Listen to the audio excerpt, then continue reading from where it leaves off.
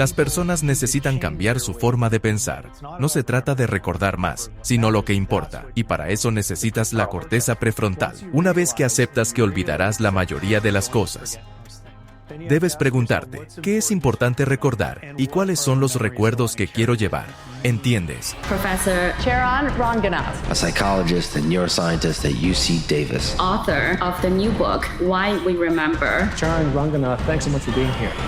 ¿Un problema de salud que hace que el cerebro sea el más débil? Es la depresión severa. Depresión. Depresión. Las personas con depresión, en el papel, podrían parecer incluso peor que las personas en las primeras etapas del Alzheimer. ¿En serio? Sí. ¿Qué dicen los estudios sobre la memoria y el uso de dispositivos con notificaciones constantes, como teléfonos móviles y tablets? Definitivamente reduce el rendimiento de la memoria. Incluso hay estudios que sugieren que los multitareas tienen cierta reducción en partes del cerebro, incluyendo partes de la corteza prefrontal. ¿Disminuye? Sí. ¿Cómo imaginamos un futuro para crear más abundancia, alegría, plenitud y felicidad en nuestras vidas y transformar cualquier cosa que queramos?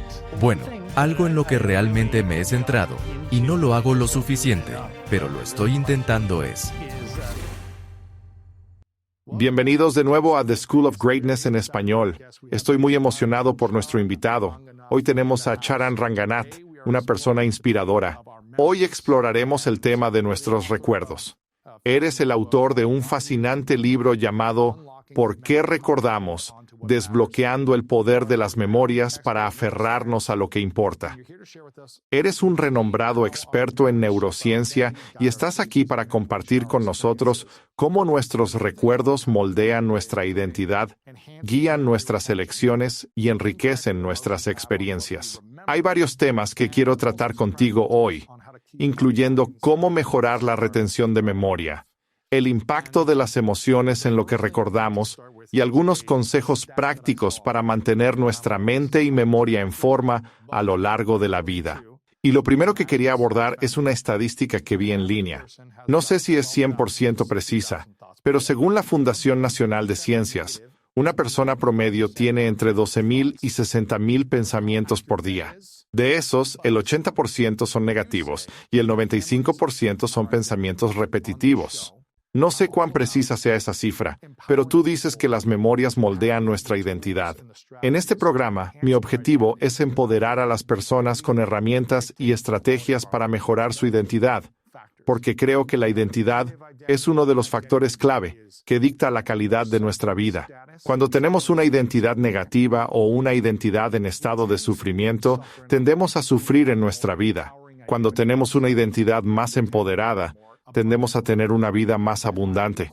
Mi pregunta para ti es, ¿cómo usamos nuestras memorias para moldear nuestras identidades y crear más abundancia en lugar de más sufrimiento?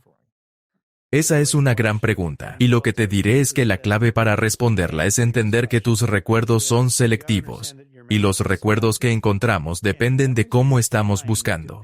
Así que imagina que tienes una lente particular. ¿Alguna vez has escuchado la frase «ver el mundo con lentes de color rosa»? Sí. Claro. Y eso afecta los colores que vas a ver. Y del mismo modo, cuando buscamos recuerdos, tenemos un estado de ánimo, un estado emocional, un contexto, este paisaje interior que impregna nuestros pensamientos. Y eso va a afectar lo que podemos encontrar. Antes solíamos hacer eso. De hecho, mi primer estudio, del que hablo en mi libro, fue cuando estaba investigando sobre la depresión, no sobre la memoria. Y lo que solíamos hacer era poner música triste y luego pedir a las personas que recordaran momentos tristes de su vida. La música facilitaba que recordaran esos momentos tristes. Y cuanto más recordaban esos momentos tristes, peor se sentían, lo cual era interesante. Luego teníamos que sacarlos de ese estado. Eso formaba parte del proceso, para que no fuera poco ético. Pero la parte interesante es el poder que tienen nuestros estados de ánimo para afectar nuestra capacidad de explorar el pasado. Y luego, los recuerdos que sacamos a la superficie tienen el poder de cambiar la manera en que nos presentamos. La parte genial de esto es que, si lo intentas, puedes ir en la dirección opuesta. Puedes decir, déjame pensar en un momento. Aunque sé que voy a arruinar esta entrevista y Luis va a salir de aquí diciendo, Dios, esto es un enredo. Lo que sea, ¿verdad? Luego pienso, no, recuerdo que tuve una gran entrevista el otro día, y solo tengo que sacar eso de mí. Y una vez que recuerdo eso y viajo mentalmente a ese momento, puedo convertirme un poco en esa persona. Y se ha demostrado que puedes volverte más altruista si haces esto. Puedes ponerte más triste si sacas un recuerdo triste. Más feliz si sacas recuerdos felices. Todo depende. Creo que todos pueden relacionarse con esto, ¿verdad? Porque cuando estás peleando con alguien a quien amas, no puedes pensar en nada más que en todas las veces que te han enfadado. Pero ahora, una semana después, se han reconciliado, y todo está bien. No puedes ni recordar sobre qué peleaste. Claro. Así que es interesante, este truco extraño que tenemos. Y creo que lo que la gente necesita tener en mente es que vas a tener una muestra sesgada de tu pasado. No puedes recordar todo, y lo que recuerdes reflejará cómo te sientes en el momento. En serio, si te sientes bien en el momento, pensarás más recuerdos positivos. Definitivamente. Y si te sientes negativo, deprimido, ansioso o estresado en ese momento, pensarás más en recuerdos negativos del pasado. Sí. Y no solo eso. Absolutamente. Cuando estoy deprimido, contaré la historia de esos eventos pasados de una manera mucho más negativa. De una manera negativa y dramática. Y si estoy en un estado positivo, me recordaré mejor de lo que realmente fui, y tenderé a recordar las cosas como si hubieran sido mucho mejores de lo que realmente fueron. ¿Cuánto de nuestros recuerdos son precisos? Me gusta decir que la memoria no es fotográfica, sino como una pintura. Lo que quiero decir con esto es que si trato de hacer un retrato tuyo ahora mismo, e imagina que tengo algo de talento artístico. Soy más músico que pintor, pero sigue conmigo en esto. Al pintar tu retrato, algunas partes las capturaré perfectamente, como el color de tu camisa, el color de tus ojos, la forma de tu cabeza, pero no será perfecto. Cometeré algunos errores y dejaré fuera algunas cosas que no habré notado. Habrá partes de la pintura que no estarán ni bien ni mal, sino que reflejarán mi interpretación, mi perspectiva en esta obra de arte. Así es como quiero que la gente vea los recuerdos, no como verdaderos o falsos, sino como una construcción. Al igual que en las viejas pinturas del Renacimiento, cuando no tenían recursos y debían rehacer pinturas sobre el mismo lienzo. Eso es lo que pasa con nuestra memoria. Al recordar algo del pasado, en realidad podemos cambiar ese recuerdo, abriendo la caja de nuevo, a veces fortaleciéndolo y haciéndolo más accesible. Pero también podemos alterarlo y crear errores en el recuerdo desde el momento en que lo evocamos. Ahora, me estás haciendo pensar en algo fascinante. Creo firmemente que la energía que tenemos en el presente influye en nuestras decisiones, ya sean conscientes o inconscientes, empoderadoras o desalentadoras, y en cómo nos relacionamos con los demás. Lo que te oigo decir es que cuando viajamos mentalmente al pasado y recordamos cosas de manera negativa, nos sentimos peor. Pero también, si estamos en un estado negativo desde el principio, pensaremos en cosas negativas del pasado, afectando nuestra identidad y decisiones. Mi pregunta es, ¿cómo podemos usar el viaje mental para transformar un recuerdo negativo en uno significativo que nos apoye en el presente para tomar mejores decisiones ahora y en el futuro? Esa es la gran pregunta. Vamos, así que tenemos. Te daré 100 respuestas, pero te daré la versión más corta, que es tener en cuenta ese momento del problema del tiempo mental. Cuando recuerdo algo, escucho una canción y me lleva de vuelta a mi infancia, y simplemente regreso mentalmente al verano de 1984 o lo que sea. Tengo como 13 años. Digamos que no es la secundaria, sino la escuela media, pero sígueme en esto. Así que regreso mentalmente a este periodo, una época terrible en mi vida. Me siento mal, pero luego tengo en cuenta que ese sentido de viaje mental en el tiempo son solo unos pocos fragmentos. Es un conjunto de fragmentos, y luego estoy creando una narrativa a partir de eso. Estoy creando una historia a partir de eso. Y esa historia va a ser moldeada por mis creencias, ¿verdad? Sabes, no voy a construir una historia sobre cosas que fueran imposibles, que simplemente nunca podrían haber sucedido, ¿verdad? Que los cerdos estaban volando, a menos que esté en un concierto de Pink Floyd o algo así. Pero no voy a construir todas estas cosas que no podrían haber sucedido. Así que imponemos nuestras creencias y nuestro conocimiento en el presente, ¿verdad? Así que si entras en esto con la sensación de que soy un fracaso, o a nadie le gusto, ciertamente puedes encontrar evidencia de eso, en los recuerdos. Sí, y puedes construir esa historia, pero también puedes encontrar cosas que son inconsistentes con eso. Y eso fue una gran parte de ello. Quiero decir, por eso la terapia, cuando estaba haciendo. Solo pasé unos pocos años haciendo trabajo clínico en mi formación de posgrado. Fueron como 6 años. Pero influyó dramáticamente en mi manera de pensar sobre las cosas. Hacer terapia. Trabajo de terapia, porque se trata de compartir recuerdos. Y no importa lo que estuviéramos haciendo, tenía a alguien. Mi primer paciente llegó con una fobia a conducir. Pero incluso después de que estuvo bien para conducir, realmente no avanzamos hasta que procesamos este gran recuerdo suyo. Pero no se trata solo de recordar un episodio traumático, porque puedes quedarte atrapado en esos recuerdos y sentirte peor, ¿verdad? Se trata de poder verlo desde una perspectiva diferente, mirar el mismo evento, pero en lugar de seguir tus creencias, desafiar esas creencias, ¿verdad? En ciencia, Adam Grant habla de esto. Intentas encontrar cosas que desconfirmen tu hipótesis, y eso es lo que hacemos en ciencia. Y puedes encontrar eso en los recuerdos, si buscas. Pero si alguien está tan envuelto en una identidad de autodesprecio, basada en una historia que se sigue contando a sí mismo, este fracaso, cometí este error, esta persona me abandonó o me trató mal, o hice algo horrible que es imperdonable, y estoy tan avergonzado de lo que hice.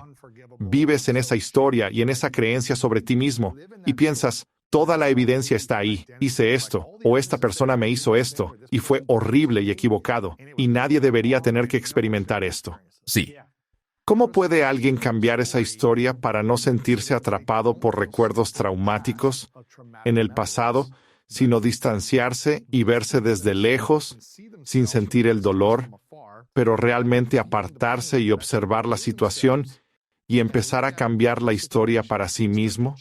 ¿Cómo empezamos a hacer esto de manera práctica? ¿Hay alguna estrategia o proceso que podamos seguir? Bueno, es realmente difícil.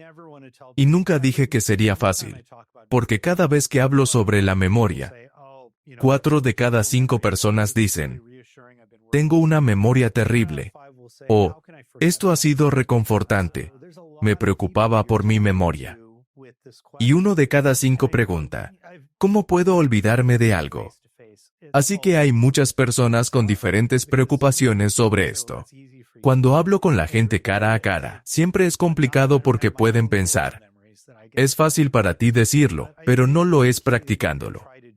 Y estoy de acuerdo, parece fácil, pero no es que yo no tenga mis propios recuerdos horribles en los que me quedo atrapado. ¿Sabes? Una clave que creo que puede ayudar es el contexto, ya que es una gran pista para la memoria. Por ejemplo, cuando vuelves a la casa de tu infancia, probablemente recuerdes cosas de tu niñez que no recordarías en tu casa actual. Así que quizás puedas mantener tu entorno con recordatorios de cosas que contrarresten esas creencias negativas. Por ejemplo, a mí me entrevistaron para la revista del New York Times, y mi esposa enmarcó profesionalmente las páginas de la entrevista y las colgó en el pasillo de nuestra casa. Al principio pensaba que la gente que pasara por ahí diría, este tipo es un presumido, o algo así. Tan centrado en su ego, ¿no? Sí, exacto. Pero luego pensé que es un buen recordatorio cuando me siento mal de que hay gente que pensó que lo que hice era interesante y eso contrarresta esos sentimientos negativos. Puedo recordar un evento específico que es clave. No es solo un evento específico. Recuerdo haber sido entrevistado por él y hablar con él por Zoom. Toda esa experiencia de conectar con una persona a la que nunca había conocido antes, alguien que ha entrevistado a Bono y a Arnold Schwarzenegger, estaba ahí, hablando conmigo. Esa sensación de estar realmente conectado con alguien, algo que no siempre se logra. Y eso me pasó en ese momento. Creo que tener estos recordatorios puede ser muy poderoso. De la misma manera, puedes rodearte de recordatorios negativos. Por ejemplo, los adictos, cuando van a los mismos lugares y se juntan con las mismas personas, esos son desencadenantes de recuerdos que literalmente activan el deseo de conseguir drogas o alcohol. Interesante. Es casi como tener pruebas o recordatorios para creer en ti mismo, creando un entorno que te apoye y te diga, oye, sí, alguien se interesó por mí, o hice algo bueno, o todo ese esfuerzo valió la pena, en lugar de no tener nada que te recuerde todo lo bueno que has hecho. Yo tengo una sensación similar. Tengo algunas cosas colgadas en mi oficina, pero a veces me pregunto si está demasiado centrado en mí, como si estuviera presumiendo de mis logros. Por ejemplo, tengo una foto mía en la portada de una revista de éxito, y la quité y la puse en cajón, porque pensé que era demasiado. Me preguntaba, ¿es demasiado? ¿Es demasiado sobre mí? Así que creo que hay un equilibrio para no estar siempre diciendo, mira lo genial que soy. Mucha gente tiene ese sesgo. En promedio, la gente tiende a recordarse a sí misma de manera más positiva de lo que realmente fueron. ¿Eso es algo malo o bueno? Puede ser malo, pero también puede ser bueno. No hay nada de malo en sentirse bien consigo mismo y ser optimista. A medida que envejecemos, en promedio, nos volvemos más optimistas. ¿En serio? Sí, y recordamos nuestro pasado de manera más positiva. ¿Por qué? No lo sabemos con certeza. Mi colega Mara Mater, de USC, estudia esto y lleva mucho tiempo pensando en ello. Tiene una teoría sobre cómo ciertos químicos en nuestro cerebro cambian a medida que envejecemos, provocando ajustes en los sistemas cerebrales que nos hacen más propensos a la información positiva. Aún tengo que leer su artículo en profundidad. Salió hace poco, así que necesito leerlo a fondo para darte más detalles. Pero hay cambios que ocurren, y creo que, a medida que envejecemos, el cerebro cambia y hace que nos centremos menos en nosotros mismos. Al principio, la corteza prefrontal se centra en la supervivencia, supongo.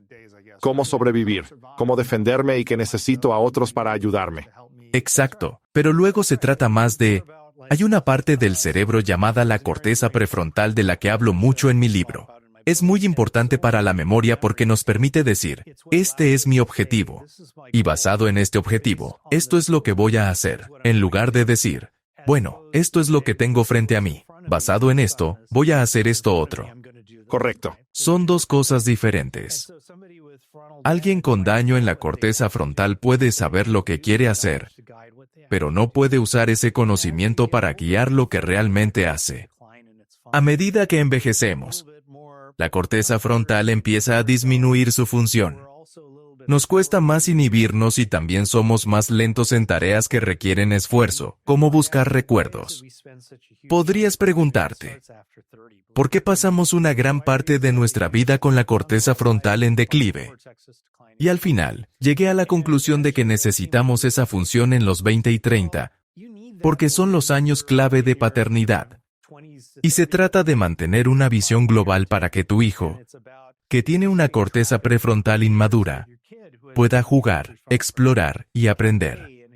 Y tienes que estar pensando en el futuro de esta pequeña familia nuclear y salir a buscar y cazar. Lo que sea, ¿verdad?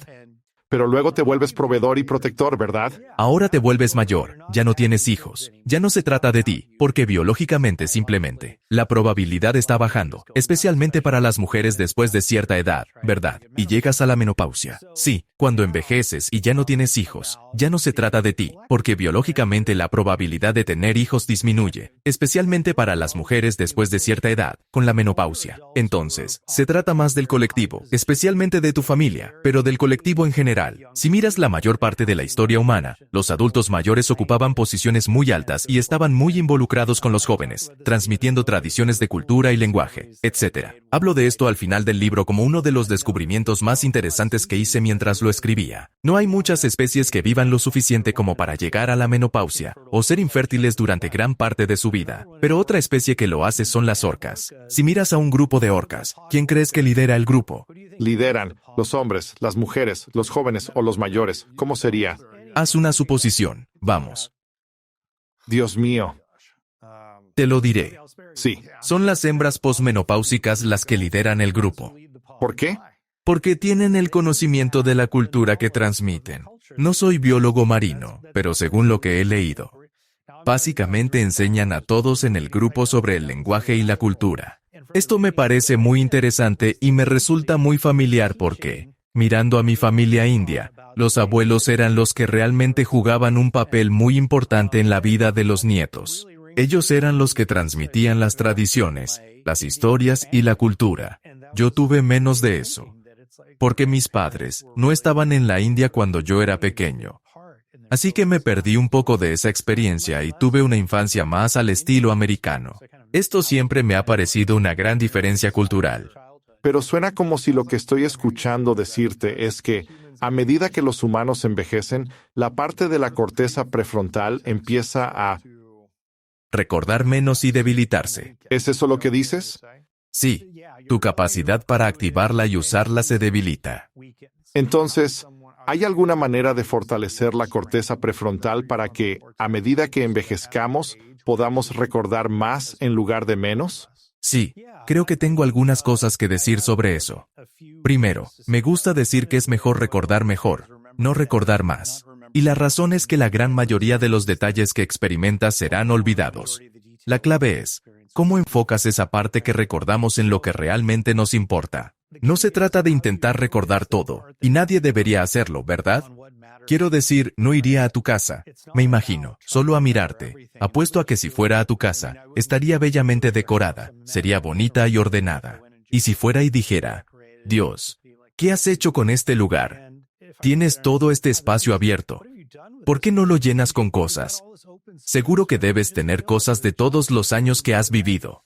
¿Por qué no estás usando cada centímetro cuadrado del espacio? ¿Verdad?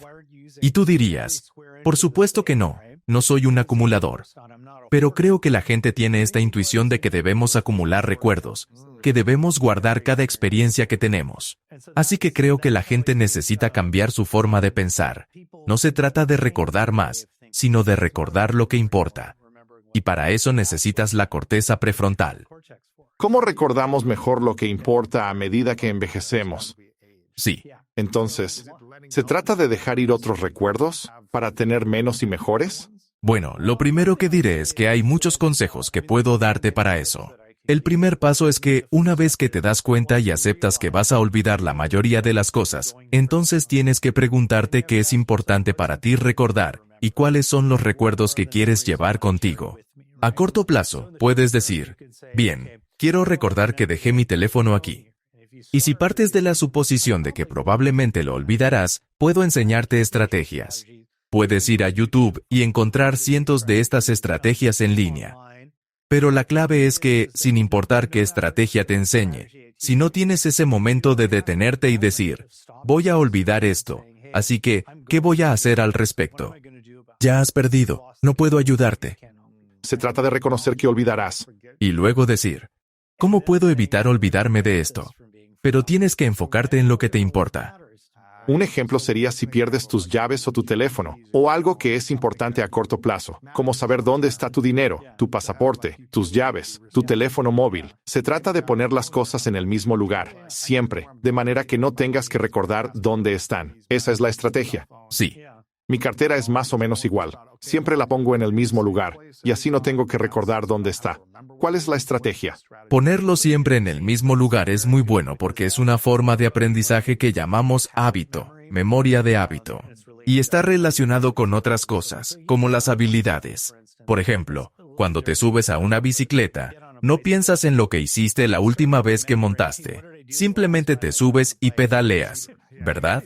Una vez que adquieres el hábito de poner tu cartera siempre en el mismo lugar, puedes hacerlo automáticamente, que es lo que la mayoría de nosotros hacemos. Y por eso la gente pierde sus carteras, porque estamos mentalmente en otro sitio. Una estrategia es ponerla siempre en el mismo lugar cada vez. Pero, digamos que eres como yo, y no puedes hacer eso. Lo siguiente que puedes hacer es ser consciente. ¿Cuáles son las maneras de ser consciente? Bueno, una cosa que puedes hacer, y lamentablemente, algunos de estos son consejos de, no hagas esto. Y ojalá pudiera dar más consejos positivos como, haz esto. Pero creo que es muy importante pensar en la higiene de la memoria. ¿Cuáles son los factores que me impiden recordar las cosas a mi alrededor? Uno grande es nuestro teléfono.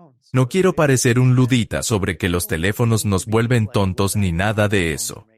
Como investigador de la memoria, te doy carta blanca para decir, cualquier tarea de memorización tonta, deja que tu teléfono la haga. Es como tener una memoria fotográfica. Nosotros no la tenemos. Así que deja que tu teléfono haga el trabajo. Pero para las cosas que realmente queremos recordar, como dónde pusiste tu teléfono, eso depende de ti. Para esos casos, lo que tienes que hacer es poder separarte del dispositivo. Un factor que te mata son las alertas. Las alertas simplemente te destrozan. Porque cada vez que recibes una alerta, sea lo que sea, que estés haciendo en ese momento, cambias tu enfoque hacia lo que te está alertando. Exacto. ¿Y cuántas personas tienen Apple Watches que les alertan cada vez que reciben un correo electrónico, zumbando constantemente? Tengo un amigo que tiene TDAH. Yo también, de hecho. Te daña recibir notificaciones constantemente. Sí, exactamente. Es como intentar hablar con alguien que está siendo interrumpido todo el tiempo. No puedo tener una conversación con mi amigo por esto. Hay un verdadero coste mental. Muchos amigos de la tecnología dirán, puedo gestionar todas estas cosas y hacer multitarea sin ningún problema. ¿Qué dicen los estudios sobre el uso de dispositivos, teléfonos móviles y relojes que tienen notificaciones constantes y recordatorios? Bueno, definitivamente reduce el rendimiento de la memoria para lo que sea que estés haciendo. Y también quiero decir esto. Quise que la gente tomara esto con cautela porque creo que se necesita mucha más investigación sobre esto. Pero hay incluso trabajos que sugieren que los multitareas intensivos de medios, como las personas que cambian continuamente entre mirar su teléfono y mirar su iPad. Sí. Están haciendo varias cosas al mismo tiempo, tanto que incluso tienen una cierta reducción en partes del cerebro, incluyendo partes de la corteza prefrontal. ¿Se reduce? Sí. ¿Significa que si haces multitarea a diario, esto causaría reducción en el cerebro? Quizás las personas que tienen una corteza prefrontal más delgada hacen más multitarea. Por supuesto. Porque se distraen fácilmente. Podría ser de ambas maneras. Sí, no es algo que queramos para nosotros en cualquier caso. Definitivamente reduce y cambia la actividad cerebral de manera negativa. Y es bastante intuitivo, porque lo que pasa es que cuando cambio de tarea, incluso si, y te lo digo con total honestidad porque yo hago esto, desde que conseguí mi iPhone hace años, me enganché inmediatamente al correo electrónico. En el momento en que hay una pausa en la conversación, mi mente se desplaza a, debería revisar el correo. En ese momento, mi objetivo ha cambiado. Así que toda la corteza prefrontal está cambiando de programa. Una vez que mi objetivo cambia, mi cerebro tiene que cargar un nuevo programa de lo que se supone que debo hacer para revisar el correo. ¿Por qué estoy revisando el correo? ¿Qué estoy buscando? ¿Qué me preocupa? Y hay un periodo de tiempo en el que solo estás poniéndote al día, y eso se llama coste de cambio. Los psicólogos han encontrado varios costos asociados a esto. Entonces cambio de tarea y luego pienso, oh no, tengo que centrarme en esta conversación. Esto va a llegar a millones de oyentes. Vuelvo a ti, pero ahora me pregunto, ¿de qué estábamos hablando? Y trato de ponerme al día. Así que ya estoy retrasado. Ahora, lo que ha pasado en ese breve periodo de tiempo, en unos 30 segundos, es que he perdido un poco de memoria de lo que ocurrió justo antes de perder el hilo de mis pensamientos. Sí. Tengo un pequeño recuerdo de este momento en el que perdí el hilo, pero realmente no es nada. Luego vuelvo y tengo memoria de este nuevo evento, pero es como si estuviera retrasado, poniéndome al día. Y mentalmente, no estoy ahí. No estoy ni aquí ni allá. Y obtengo un montón de pequeños recuerdos fragmentados en lugar de un recuerdo coherente. Y lo que encuentras es que cuando tienes recuerdos superpuestos fragmentados, compiten entre sí y causan el olvido. Pero cuando tienes muchos pequeños fragmentos de una conversación, digamos que estás integrando, constantemente vas atrás y dices, ¿cómo puedo pensar en lo que él me acaba de decir y entenderlo en ese contexto? Te ayuda a recordar todo mejor. E incluso hemos demostrado cómo sucede en el cerebro. Es como si pudieras ver estas pequeñas reactivaciones de cosas pasadas en tiempo real que estás usando para entender el presente. Hay un aspecto positivo del monotasking y algunos realmente negativos del multitasking. Así es una de las maneras en que los dispositivos nos perjudican. Para no extenderme mucho, puedo contarte otro gran punto. Piensa en la proliferación de los muros de Instagram. Así que ahora vas a un lugar y todos toman una foto en el Instagram. Quiero decir, espero que lo hagamos en la escuela ahora, ya que tengo que estar en la escuela de la grandeza. Sí. Pero hay una proliferación de estos muros. La gente va a algún café o restaurante, se toma una foto junto al muro y siente que lo va a recordar mejor. Pero las investigaciones muestran que eso en realidad empeora tu memoria. Tomar fotos, intentar documentar todo puede empeorar tu memoria. Y la razón es que la gente documentará todo sin pensar.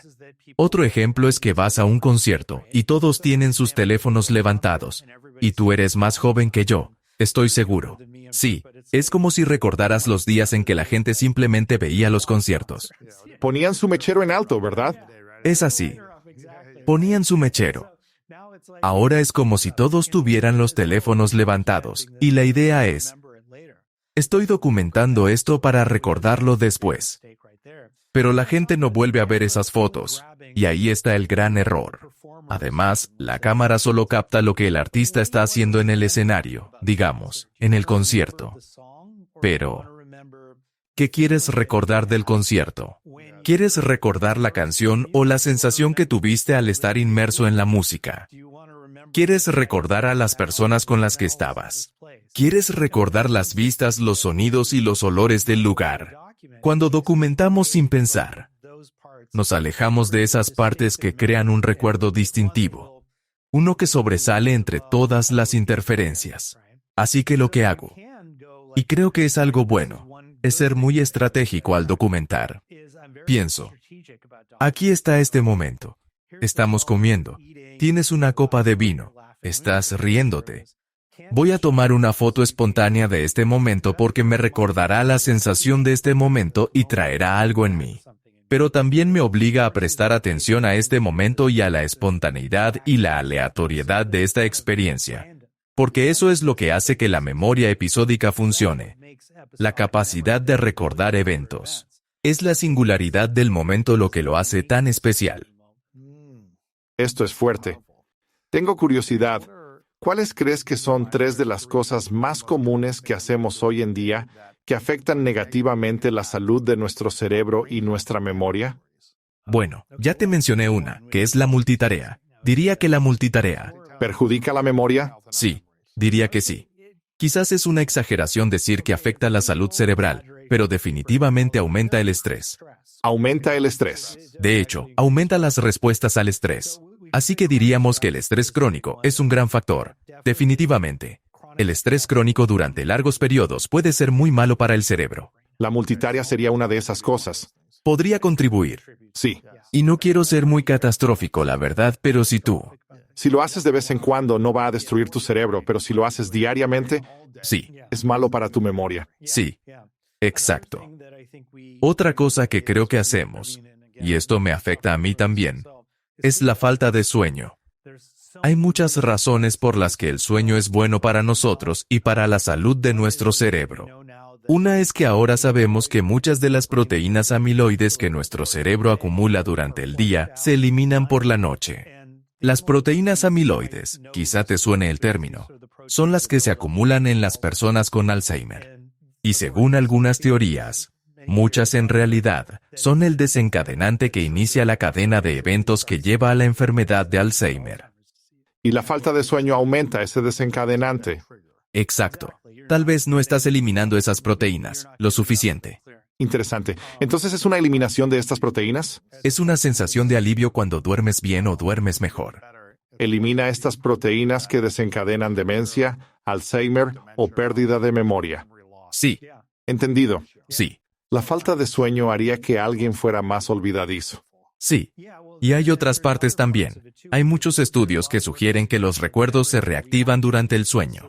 Según algunas teorías, lo que pasa es que reactivas estos recuerdos y permanecen más tiempo. Una teoría que describo en el libro, y de la que tenemos un modelo informático, es aún más poderosa. El cerebro puede reactivar recuerdos. Tengo esta experiencia contigo aquí, otra experiencia contigo en un café, otra cuando te encuentro en el aeropuerto, pero son eventos diferentes en mi mente.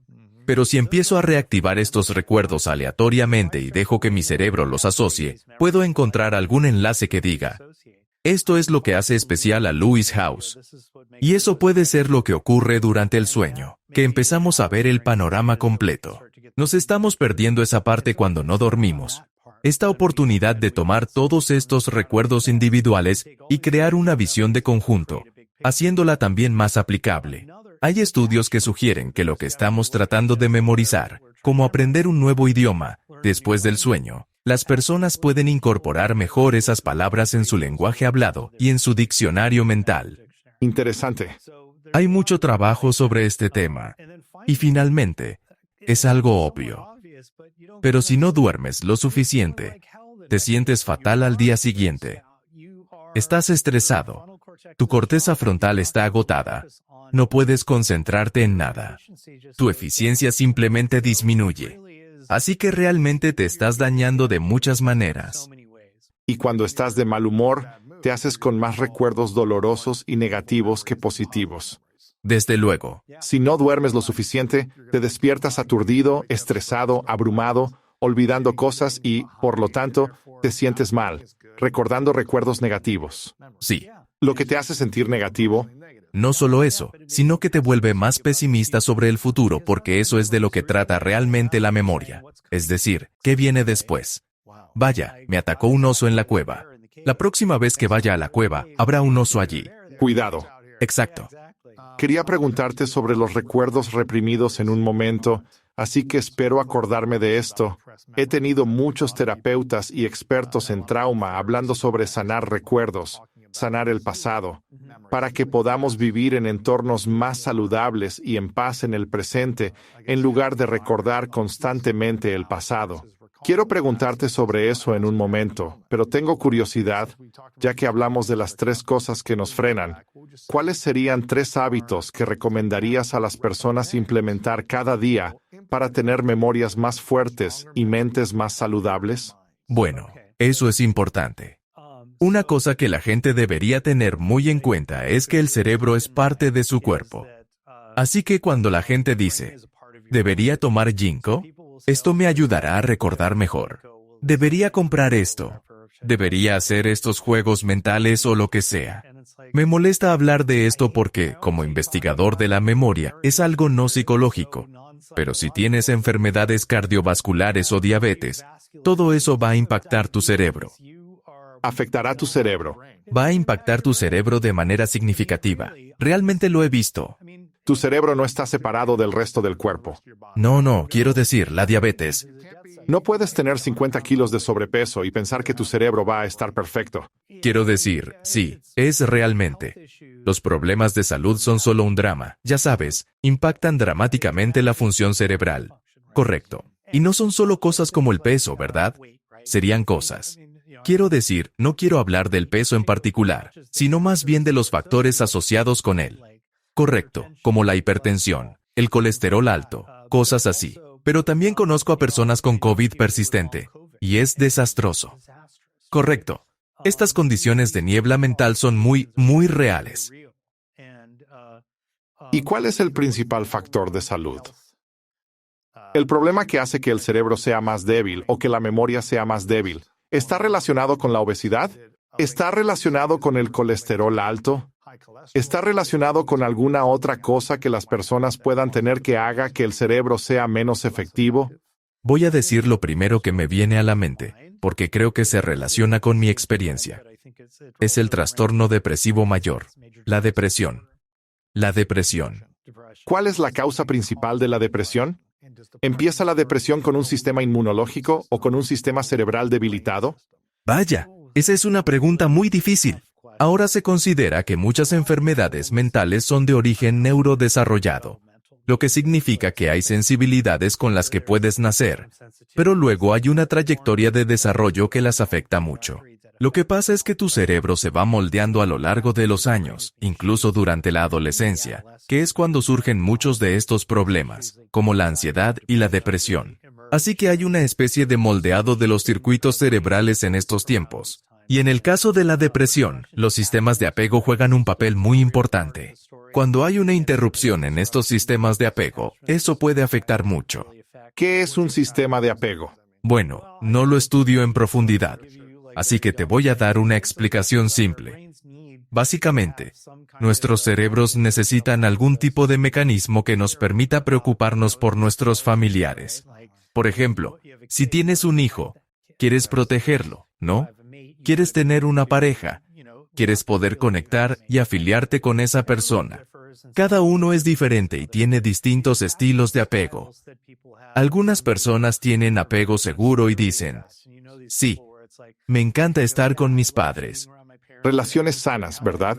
Exactamente. Otros son ansiosos. Exacto. Estoy seguro de que has hablado con expertos en este tema, ¿verdad? Esos factores pueden predisponerte a la depresión si tienes estilos de apego ansiosos, por ejemplo. Hay muchas cosas que aún no sabemos al respecto. La memoria es una parte importante de esto, ya que las personas con depresión tienen más sesgos negativos en sus recuerdos, lo que lleva a un ciclo vicioso de recordar memorias negativas, reforzando el estado de ánimo deprimido. Hay muchas cosas involucradas. El sistema inmunológico también se ve afectado por esto. El estado de ánimo y el estrés pueden desencadenar inflamación. El estrés es parte de esto también.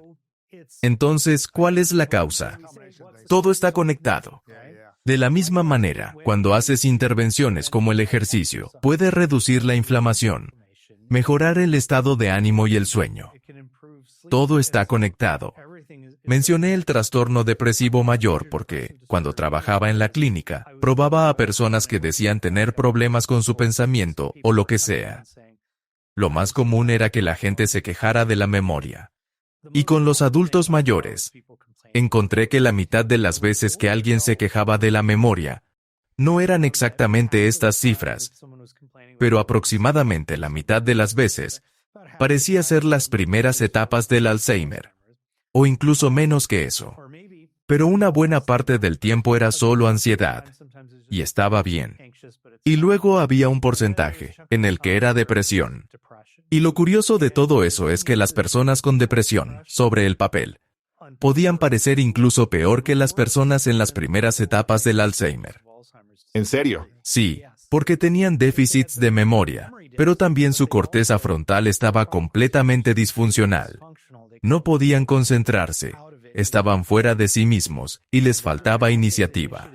Bucle negativo. Exactamente, bucle negativo. Tu atención está desordenada, tu flexibilidad mental está afectada, te quedas atrapado en cosas y no puedes cambiar de enfoque eficientemente. Parecían peor que alguien con solo un problema de memoria, y eso era una de las señales reveladoras.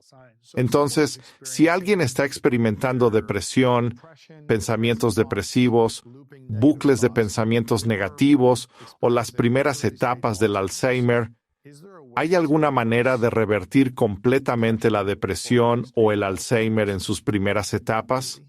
Si es así, ¿cómo se hace? No conozco ninguna forma de revertir completamente ni la depresión ni el Alzheimer en sus primeras etapas. Si la conociera, sería muy rico. Lo que puedo decirte es que hay formas de tratar de prevenir estos problemas antes de que se agraven. Hablemos primero del Alzheimer. Cuando la gente empieza a notar déficits de memoria, el problema es que ya has tenido un daño cerebral significativo. Y una vez que pierdes neuronas, no puedes recuperarlas, al menos con los tratamientos actuales. Así que lo mejor es abordar el problema antes de llegar a ese punto. Prevenir estas cosas, prevenir estos problemas. Hablando de estos 3 hábitos, el primero es el ejercicio. Te interrumpí antes, pero hablabas de cómo el ejercicio puede mejorar la función cerebral, el estado de ánimo y probablemente disminuir los pensamientos depresivos. Correcto. ¿Es lo que te escuché decir? Eso sería lo primero. Sí, exactamente. ¿Cuál sería el segundo hábito para apoyar nuestra memoria? Esto va en contra de lo negativo. Asegurarse de dormir lo suficiente. El primero es el ejercicio, como ya mencionamos. Otro aspecto importante es el compromiso social. Creo que no se le da suficiente atención. Esto también está relacionado con la depresión, ya que reduce la disposición y la capacidad de las personas para interactuar socialmente. En las personas mayores, se ven efectos muy positivos del compromiso social. No creo que sea una coincidencia.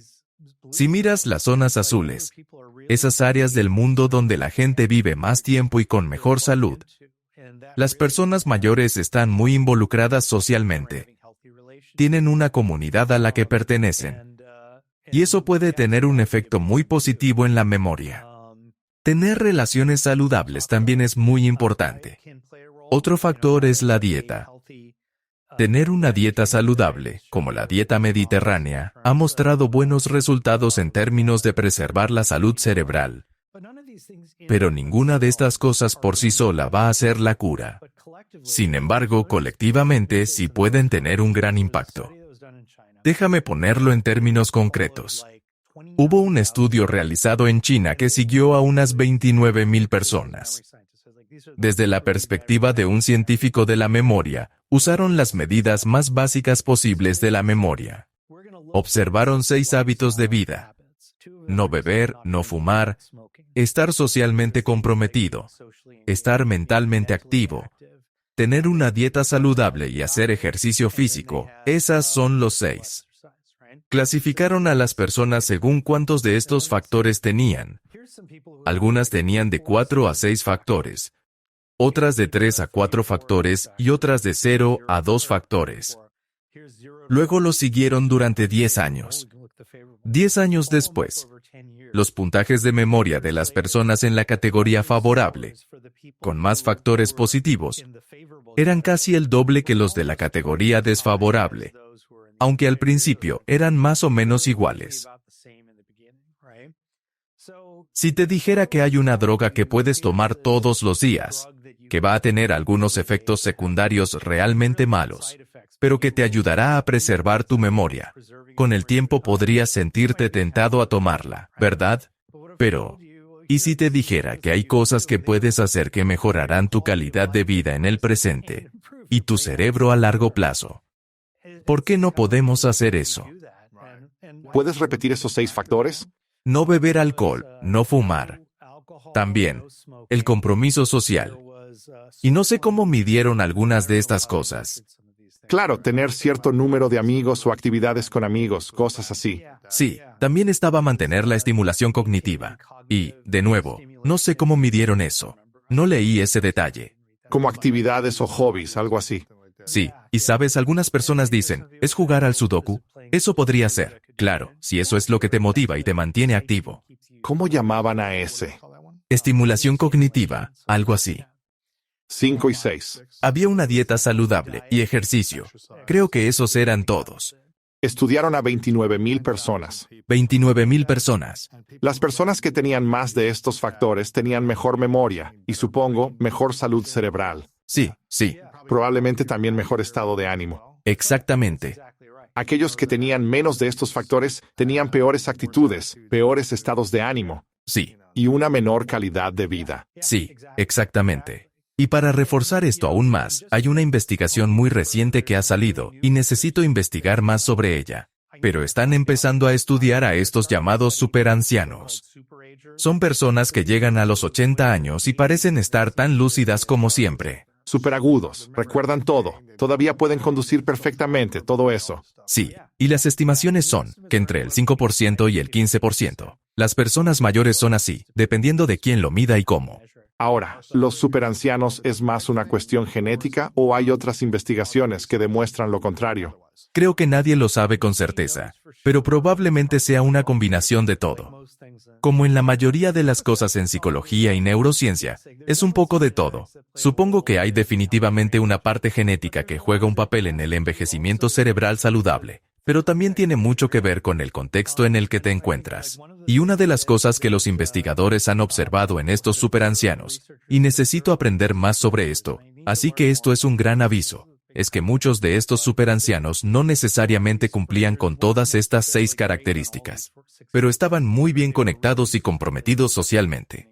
Entonces, parece que el compromiso social es una de las claves para la longevidad, según los neurocientíficos y los investigadores de la memoria, pero también según las zonas azules. Las personas que viven más tiempo tienen mucho compromiso social, no están aisladas y sienten que tienen un propósito dentro de la comunidad, en los roles familiares, en su estatus a medida que envejecen. Su importancia sigue ahí, y creo que eso es un factor importante a considerar en todo esto. Y se trata de tener relaciones sanas. Nunca mejor dicho, ¿no es así? No es estar en una relación negativa y gritarse todos los días. No es solo mantenerse juntos, sino tener relaciones pacíficas y armoniosas. Sí, esas cosas que te hacen sentir conectado. Interesante. Y además, una de las cosas más fascinantes que descubrí en esta investigación sobre la memoria en parejas fue que las parejas que han estado en una relación a largo plazo encontraron que tienen mayor capacidad para recordar cosas, porque compartían la carga de recordar. Memoria compartida. Sí. Interesante. Entonces, lo que ocurría era algo así. En la investigación tienen transcripciones de esto. Es realmente hermoso ver estas cosas porque el marido decía algo como, ¿recuerdas cuando fuimos a esa obra de teatro? ¿Cómo se llamaba? Y ella respondía, oh, era Cats. Y él decía, sí, pensé que era ridícula, y a ti te encantaba. Y ella decía, no, hubo momentos que me gustaron. Y juntos armaban la historia. Es interesante. Hay incluso investigaciones que sugieren que cuando tienes a alguien en quien apoyarte, no está claro si realmente muestran un mejor rendimiento de la memoria con el tiempo, o si simplemente parecen no tener demencia porque tienen a esa persona en quien apoyarse. Esto es fascinante. Así que estar en una relación saludable a largo plazo, la investigación muestra que podrás tener apoyo para la memoria compartida en lugar de tener que recordar todo por tu cuenta. Sí. Hay beneficios en compartir la memoria con alguien a quien quieres. Sí, es hermoso. Sí.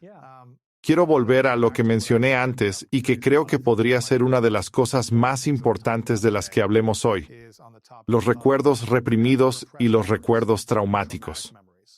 Creo que mucha gente está empezando a abrirse más en la sociedad sobre su pasado.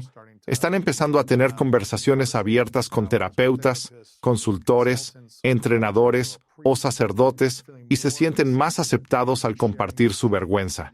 Aunque escucho dos opiniones diferentes sobre esto, expresar el dolor del pasado es algo bueno, pero también revivir momentos dolorosos y traumáticos una y otra vez crea una energía negativa dentro de uno mismo, crea un estado de ánimo negativo. Es mejor reprimir nuestros pensamientos y mantenerlos bloqueados y alejados de nuestra memoria lo mejor que podamos, aunque siento que siempre surgirán de alguna otra manera. ¿Es mejor hacer eso o es mejor hablar sobre nuestros recuerdos traumáticos?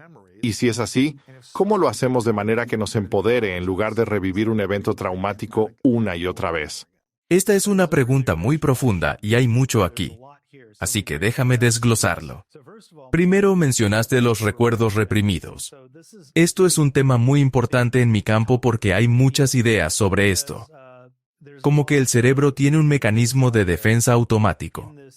Que cuando has tenido una experiencia tan traumática, el recuerdo se suprime profundamente en los rincones oscuros de nuestra mente inconsciente y a veces no podemos acceder a ellos fácilmente. Freud propuso esto como parte de su idea general de la represión, que se trata más de impulsos que de recuerdos. Según tengo entendido, él rechazó esta idea más tarde. Pero otras personas definitivamente se aferraron a esta idea y se hizo grande en los años 80 por un libro que se publicó llamado Michelle Remembers, o algo así, que hablaba de una mujer que en terapia recuperó todos estos recuerdos de rituales de abusos y demás, generando gran controversia y debates en el campo de la psicología. Y terminó casándose con el terapeuta, así que algo no encajaba en la historia. Al final, creo que incluso aparece Satanás. Es una historia realmente loca y difícil de creer. ¡Wow! Esto se convirtió en un gran tema en los años 80. La terapia de recuerdos reprimidos.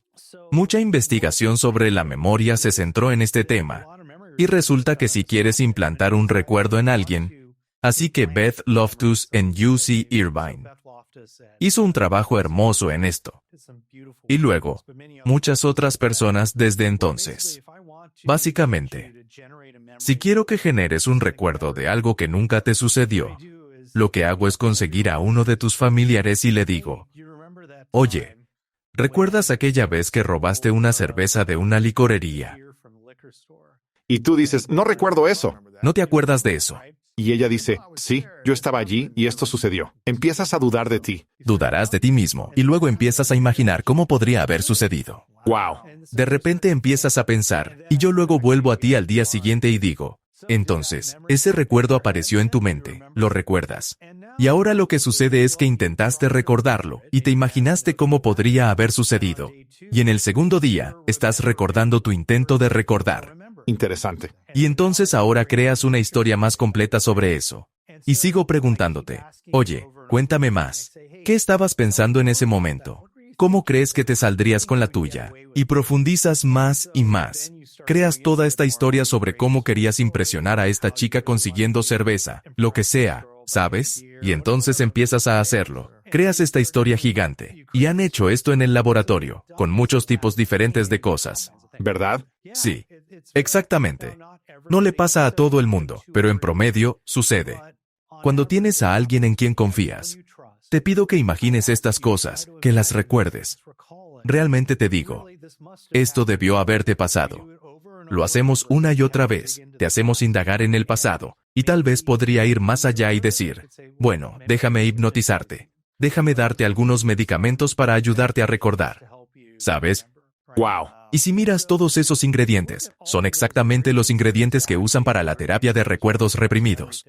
Hay alguien en quien confías, que está convencido, a menudo con muy buenas intenciones. Están convencidos de que debido a que te autolesionas, debido a que tienes baja autoestima, Algo ocurrió. algo te pasó, y solo tenemos que averiguar qué fue, y algún tipo de trauma sexual, generalmente. Es importante recordar lo que nos pasó para sanar la autolesión, las creencias limitantes, los pensamientos negativos que tenemos o los pensamientos depresivos que tenemos. ¿Necesitamos encontrar algo para sanar o simplemente podemos sanar? Bueno, solo quiero terminar siendo claro sobre algo. Las personas pueden recuperar recuerdos. Y lo loco de esto, y la razón por la que tuve que cerrar el libro sobre este tema, es porque quiero dejar claro que no todos los que dicen tener un recuerdo de abuso están mintiendo. Eso no es cierto. De hecho, las personas que han sido abusadas a menudo lo recuerdan muy bien. Y ese es el problema, que esto nos lleva al siguiente punto. Reviviéndolo. Siguen reviviéndolo. Pero a veces las personas pueden recuperar un recuerdo, y eso sucede porque tal vez han estado tratando de suprimirlo. Hay investigaciones que muestran que si intentas suprimirlo una y otra vez, el recuerdo puede volverse borroso y más difícil de acceder. ¿Cómo eliminar algo? Sí, exactamente. ¿Puedes realmente eliminar un recuerdo doloroso? No, no lo creo. Bueno, no lo sabemos, pero nadie ha demostrado completamente que puedas. Déjame darte una experiencia personal. He hablado de esto públicamente aquí, así que muchas personas ya lo han escuchado. Fui abusado sexualmente cuando tenía 5 años. Durante 25 años nunca le dije a nadie, pero era como una película que se repetía en mi mente. No diría todos los días, pero se sentía como semanalmente durante 25 años. Tal vez algunas semanas no tan vivo, tal vez otras semanas más frecuentemente, y era algo que simplemente surgía en mi mente. Lo recordaba vívidamente y solo trataba de distraerme de la memoria. Sí. Hasta que, hace 11 años, empecé a hablar sobre ello por primera vez. Sí, entiendo. Hablar sobre ello fue probablemente lo más difícil que he hecho emocionalmente. Sentía como si fuera a morir. Ajá. Sentía que mi vida se acabaría si la gente supiera todo esto sobre mí. Sí. Me abría a hablar y estaba aterrorizado. Pero en realidad sentí un gran alivio, porque estaba en un entorno seguro donde me sentía visto, aceptado y no avergonzado por mi experiencia. Sí. Entonces, durante unos años, me permití procesarlo poco a poco y sentí que estaba recuperando mi poder. En lugar de permitir que este momento de abuso definiera mi historia para toda la vida. Sí. Recuperé mi identidad, mi poder, y creé un significado a partir del evento doloroso. Creé un significado y me di cuenta de cómo podía usar esta experiencia para ayudar a otros. Eso me ha dado más alivio, armonía y paz en los últimos 11 años desde que empecé a contar esto. Pero durante 25 años, no sé si intenté reprimirlo o simplemente bloquear el recuerdo. El recuerdo estaba ahí, pero intentaba alejarlo. Suprimirlo, alejarlo. No quería pensar en ello. Prefería ganar más dinero o perseguir chicas o lo que fuera. Era como hacerme más grande y fuerte para que no volviera a suceder. Es una historia muy conmovedora y creo que captura mucho de lo que hablo en el libro. Realmente, volvamos a la idea del recuerdo traumático. ¿Qué haces con él? La terapia orientada a la comprensión básicamente dice que si abro la caja y elimino el recuerdo, me liberaré de esta carga emocional tan pesada. Y no creo que funcione así. ¿Es imposible eliminar recuerdos? Sí, no solo eso, sino que tampoco refleja la realidad. Lo mencionaste tú mismo. Si solo recuerdas algo doloroso y te recreas en ello, eso no ayuda. De hecho, puede retraumatizarte. Si miras el TEPT, trastorno de estrés postraumático, lo que sucede es que las personas recuerdan estos recuerdos traumáticos y experimentan la respuesta fisiológica. Siempre estarán. Exacto. Y reviven el trauma en todos estos nuevos contextos. Lo que sucede es que estos recuerdos se generalizan y se actualizan en todos estos diferentes contextos. Así que ahora, en ningún lugar te sientes seguro. Vayas donde vayas, allí estás, Exacto. en ese recuerdo. Sigues ahí. Incluso si estás en un entorno seguro en casa con alguien que te quiere, sigues traumatizado cosas que ocurrieron hace años. Sí, exactamente. Recordándolo, Sí, exactamente. así que es casi como si recordar o suprimir no funcionara para ti. Sí, exacto. ¿Qué puede hacer alguien? Bueno, parte de la historia sería... Sí, el primer paso. Sí. Creo que las cosas clave a tener en cuenta son que nuestra memoria de lo que sucedió está influenciada tanto por muchas creencias como por la forma en la que construimos la historia.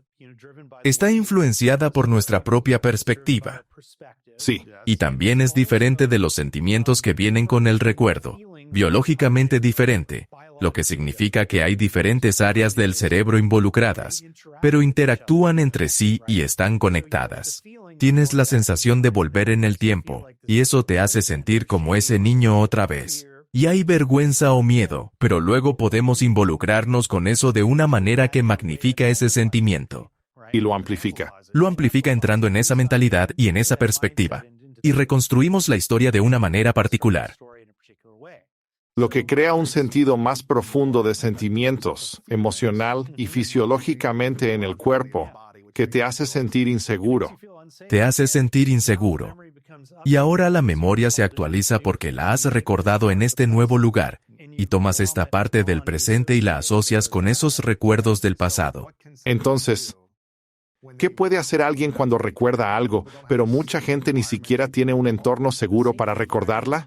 El entorno seguro es clave, pero podría ser una persona segura. Y la razón por la que digo que las personas son tan poderosas no es necesariamente porque tener a una persona sea especial. Quiero decir, quién sabe, tal vez la inteligencia artificial en algún momento sea útil para esto. No lo sé, pero lo que puedo decir es que tener a una persona es realmente valioso, porque si te cuento mi historia, y quiero saber si esto resuena con tu experiencia, porque no quiero estar diciendo tonterías, pero siento que sí. Cuando estaba al otro lado, cuando trabajaba con personas que tenían TPT de Vietnam, dirigía un grupo de terapia, y estos chicos venían por primera vez y contaban su historia, y estaban tan aterrorizados y nerviosos, y podías verlo en sus ojos, sollozando, Llorando y emocionales, sí.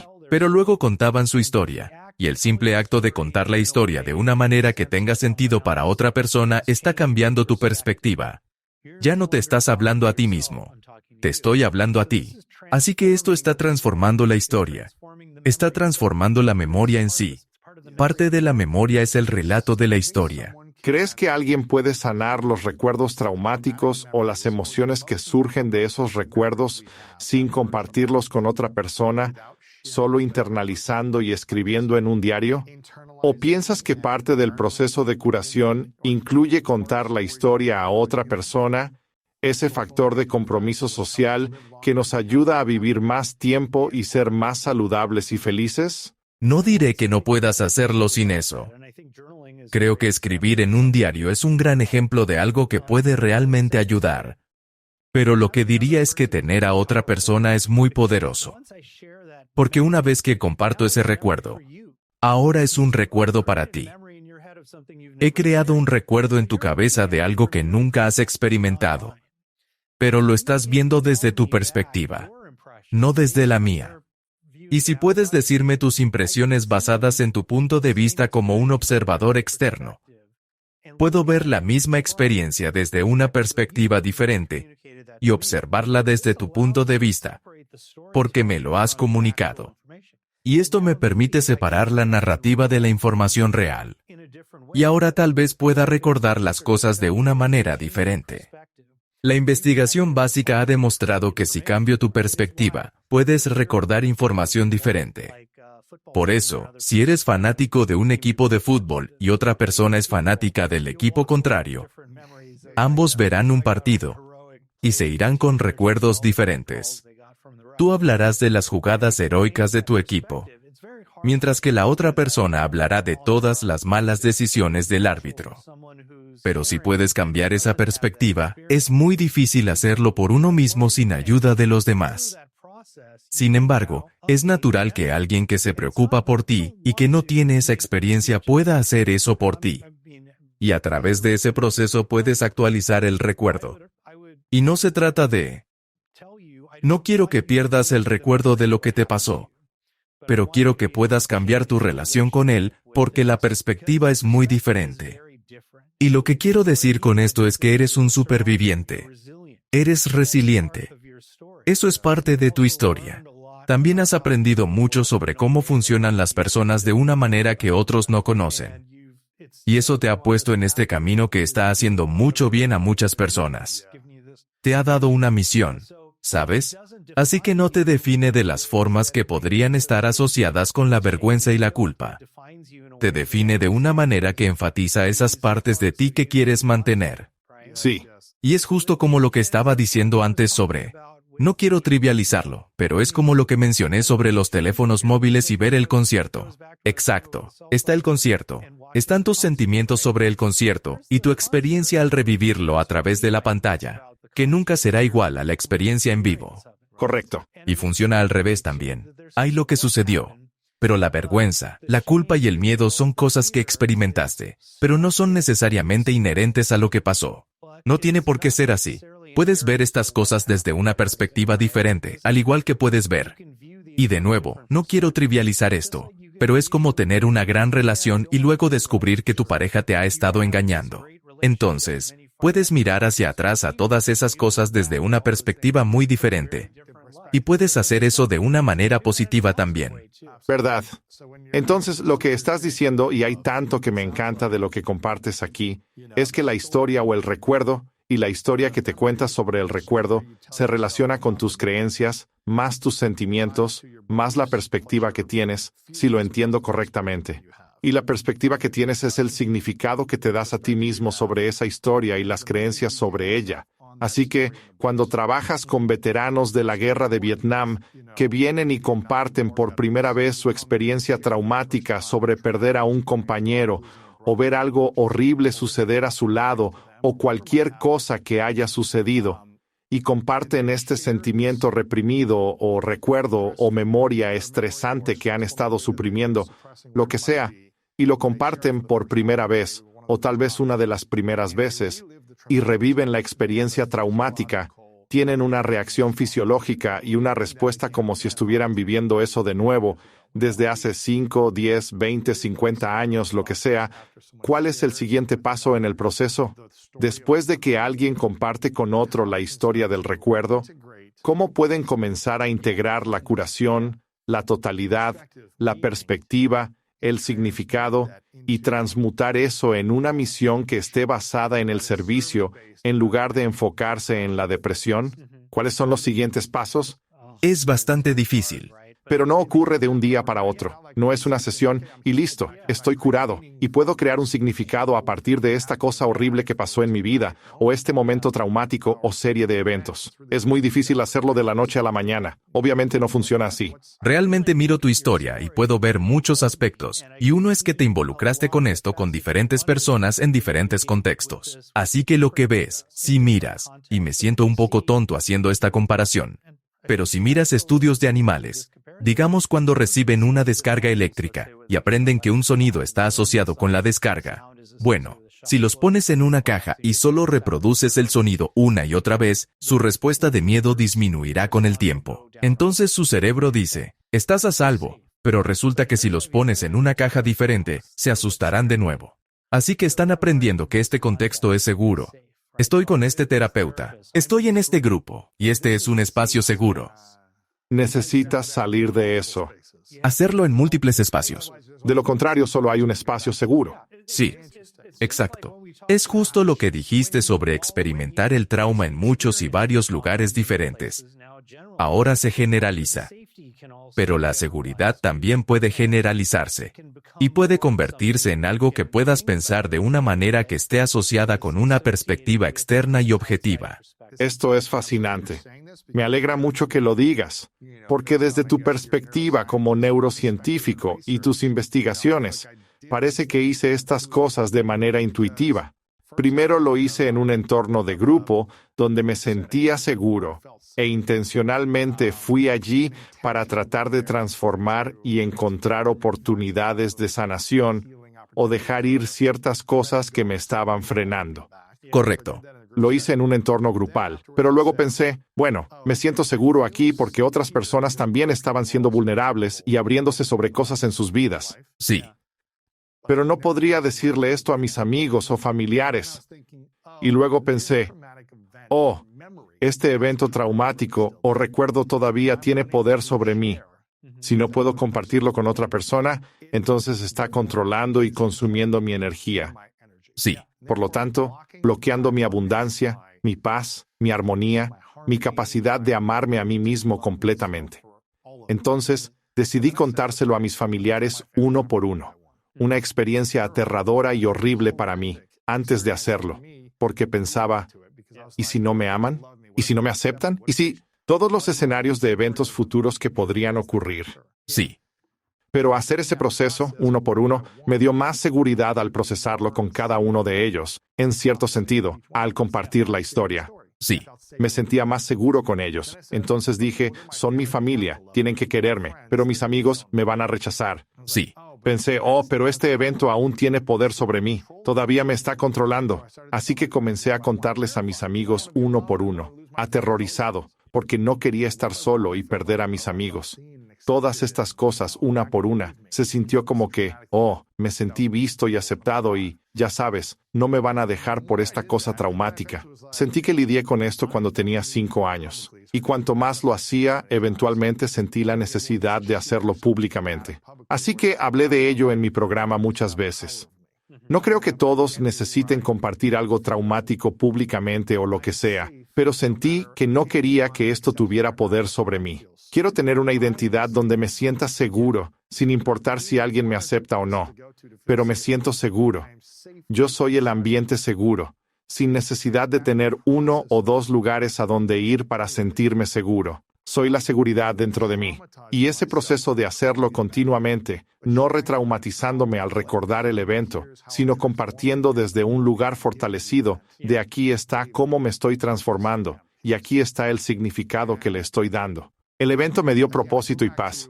Y nuevamente, vuelvo a, ¿deberían las personas seguir hablando sobre eventos traumáticos porque van a retraumatizarse? ¿O hay una manera de hablar de ello, donde no traumatiza, sino que les apoya? Sí, creo que es muy importante obtener una perspectiva diferente y no reforzar tu propia perspectiva. La perspectiva es fundamental porque es como si todo lo que estás hablando en tu ejemplo es tan característico de cómo nuestros recuerdos moldean nuestras predicciones del futuro. Entonces tienes este recuerdo traumático, y tu predicción es que, si la gente supiera la verdad sobre ti, no les gustarías. Simplemente te rechazarían y no te aceptarían dentro de este grupo. ¿Verdad? Era miedo. Sí, verdad. Esa era la historia que me contaba. Entonces, la parte crítica es poder romper esa predicción para que puedas cambiar la forma en que piensas sobre ellos. Aunque da miedo. Igual es cosa mía. Quiero decir, trabajo con suficientes pacientes durante mi entrenamiento para entenderlo. No eres solo tú, es mucha gente. Pero parece que ese es el paso necesario del proceso, como me lo imaginaba. ¿Lo que dices está violando el miedo de que la gente te abandone en el futuro? Sí. Básicamente conseguir evidencia en contra de estas predicciones y creencias que tienes. Y si solo lo haces con una persona, o un terapeuta, o un pastor, o un sacerdote, o un psicólogo, o lo que sea, si solo lo haces con una persona y no al menos con las personas más cercanas a ti, ¿qué le pasa al cerebro o a nuestros recuerdos o a nuestros sentimientos sobre este evento pasado? Bueno, Es probable que sea una posibilidad o que nunca pase, por supuesto. Pero como siempre, hacer ingeniería inversa de estas cosas funciona en los promedios o en estos animales que tienes en un laboratorio. Pero básicamente, la respuesta general sería que aprendería que en este contexto estoy a salvo, no en la caja. Sí, exactamente. Soy como la rata que está en la caja segura. Pero cuando voy a esta otra caja, ¿quién sabe qué hay afuera, verdad? Es como cuando dije esto en el contexto de la confesión sagrada, y la iglesia es el espacio seguro sagrado. Pero cuando salgo al mundo real, cualquier cosa me puede pasar. ¿Entiendes? No solo se trata de hacerlo en la confesión y sentir que está bien. Me siento seguro en este espacio con el sacerdote diciendo, te perdono tus pecados, o lo que sea. Sí. Pero cuando sales al mundo real, fuera de la iglesia, ¿te sientes seguro? Sí, exactamente. Y si lo piensas desde una perspectiva evolutiva, estoy tratando de mantenerme con vida. Sí. Si recuerdas esa vez que te atacó un oso en varios momentos aleatorios donde no hay posibilidad de que haya un oso, quizá esté bien para ti. Es mejor eso que olvidar que viste al oso y no tomar ninguna precaución. Por supuesto. Correcto. No hablamos de seguridad física, sino emocional y psicológica. Y como seres sociales, animales sociales, muchos de esos sistemas básicos se utilizan en nuestras interacciones y se convierten en parte de nuestras interacciones sociales. Y todos sabemos que muchas veces, como, ya sabes, sentir rabia puede ser provocado por algo que has visto en línea, lo cual la evolución no moldeó. Es muy interesante que a veces nuestros miedos emocionales o psicológicos puedan sentirse como miedos físicos, como si tuviéramos que defendernos. Eso puede provocar un grito o hacer algo que sea como errático, supongo, cuando en realidad estás físicamente seguro, pero te sientes psicológica o emocionalmente inseguro. Sí, exactamente. Y puede que ni siquiera sea real. Podría estar basado en un disparador de memoria. Sí, exactamente. Y quiero decir, solo para tener en cuenta lo físico, creo que en la neurociencia nos centramos en los químicos, ¿verdad? Pero es como, si sacaras un cuchillo ahora mismo, mi respuesta de lucha o huida se dispararía. El vuelo se activará, correcto. Pero si decido, por ejemplo, hacer bungee jumping después de esto, mi respuesta de lucha o huida también se activará. Dos emociones muy diferentes, pero con una fisiología muy similar. Correcto. Entonces, la manera en que enmarcamos estas experiencias puede moldear nuestras emociones tremendamente. Y no se trata solo de los químicos que se liberan. Quiero decir, todo está conectado. No me malinterpretes. Los químicos son parte de cómo nos sentimos y cómo pensamos, y cómo moldean. Cuando estos elementos se activan, mi cerebro se moviliza para activar recuerdos que son consistentes con amenazas.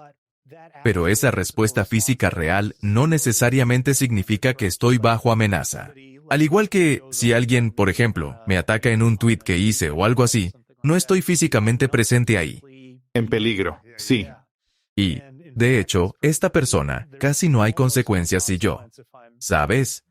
Quiero decir, en muchos casos, casi no hay consecuencias de estas cosas. Claro. Y aún así todavía sentimos esa amenaza y eso está basado completamente en nuestra construcción mental de la situación, la narrativa que armamos. Esto es realmente fascinante. Ahora, otra vez, lo que escucho que dices es que cuanto más podamos enfocarnos en crear una actitud positiva y un estado energético positivo en el presente, parecería que mejor será nuestra vida, porque recordaremos más recuerdos positivos o empoderadores del pasado y predeciremos una abundancia potencial y posibilidades positivas en el futuro. Pero si pensamos negativamente sobre otros, o pensamos negativamente sobre nosotros mismos, o nos identificamos por debajo de nuestras capacidades, o si chismeamos o estamos estresados o ingratos en lugar de agradecidos, parecería que ese estado energético recordará más recuerdos negativos o dolorosos del pasado y predecirá más resultados negativos en el futuro desde ese estado de ser energético. Esto inevitablemente afecta nuestra salud mental y emocional. ¿Estoy en lo cierto? Sí. Quiero decir, me gusta decir que la memoria puede darte más opciones en la vida o puede darte menos opciones. Interesante. Así es. La clave es si podemos verlo en nosotros.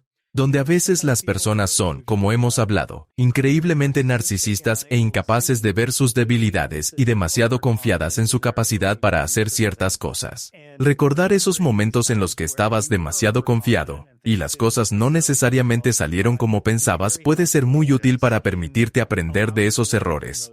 Pero de la misma manera, si te regodeas en los errores, entonces es como, que no ves. Sí, tal vez esto no funcionó en retrospectiva, pero en ese momento yo no podía haberlo sabido. O tal vez hay algo que podría haber hecho y puedo aprender de esto y tomarlo de una manera positiva. Pero básicamente, quieres ser capaz de explotar esos recuerdos de una manera que te dé más opciones y sea interesante. Mencionaste la idea del viaje mental en el tiempo en el pasado, volver a esos recuerdos. ¿Has explorado o investigado la habilidad de viajar mentalmente en el tiempo hacia el futuro para predecir, para ponernos en un estado de ser, en un entorno de abundancia, y luego poder acercar ese futuro hacia nosotros ahora, en el presente? Sí. Y hemos hecho un poco de eso. Y otras personas han hecho más en este tipo de predicción de una manera más concreta. Pero hay otras personas que han ido aún más lejos y han dicho, imagina que vas a conocer al presidente Barack Obama, o imagina que vas a completar un triatlón, o lo que sea, ¿cierto? Puedes imaginarlo. Y si miras la actividad cerebral, resulta que la actividad cerebral es muy similar a lo que sucede cuando las personas recuerdan algo que sí sucedió. Entonces, si preguntas, ¿eso sucedió? Sí. Si me preguntaste hace un año, imagina que vas a tener una conversación con Gwyneth Paltrow, ¿cierto? Y escaneaste mi cerebro mientras lo imaginaba.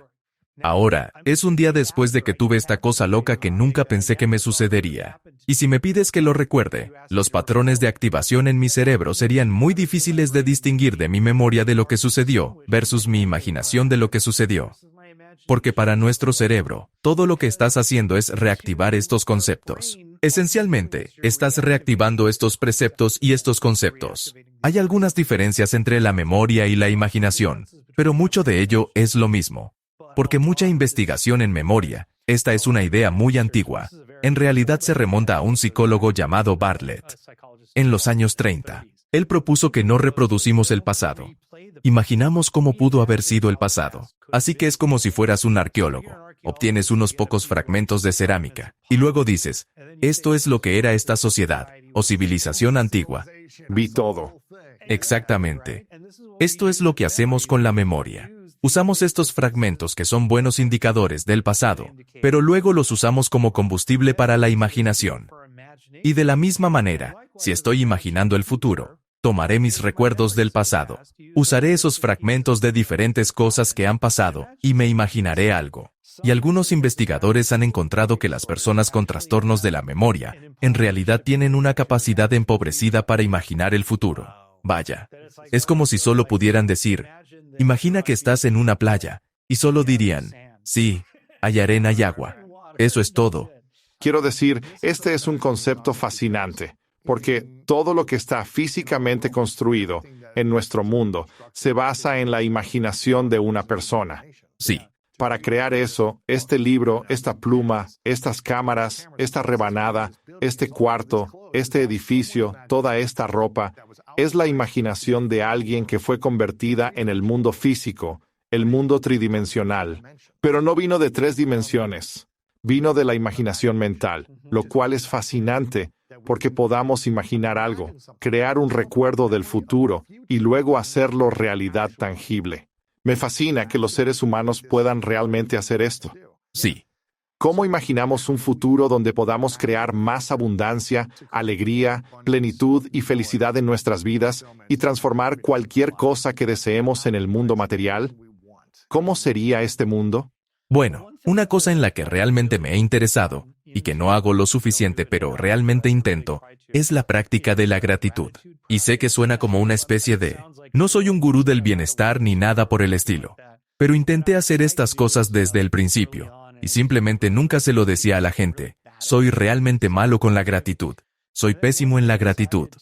Y un día decidí ser muy concreto y minimalista y dije, déjame simplemente recordar 3 cosas que me hayan pasado, eventos específicos, memorias episódicas.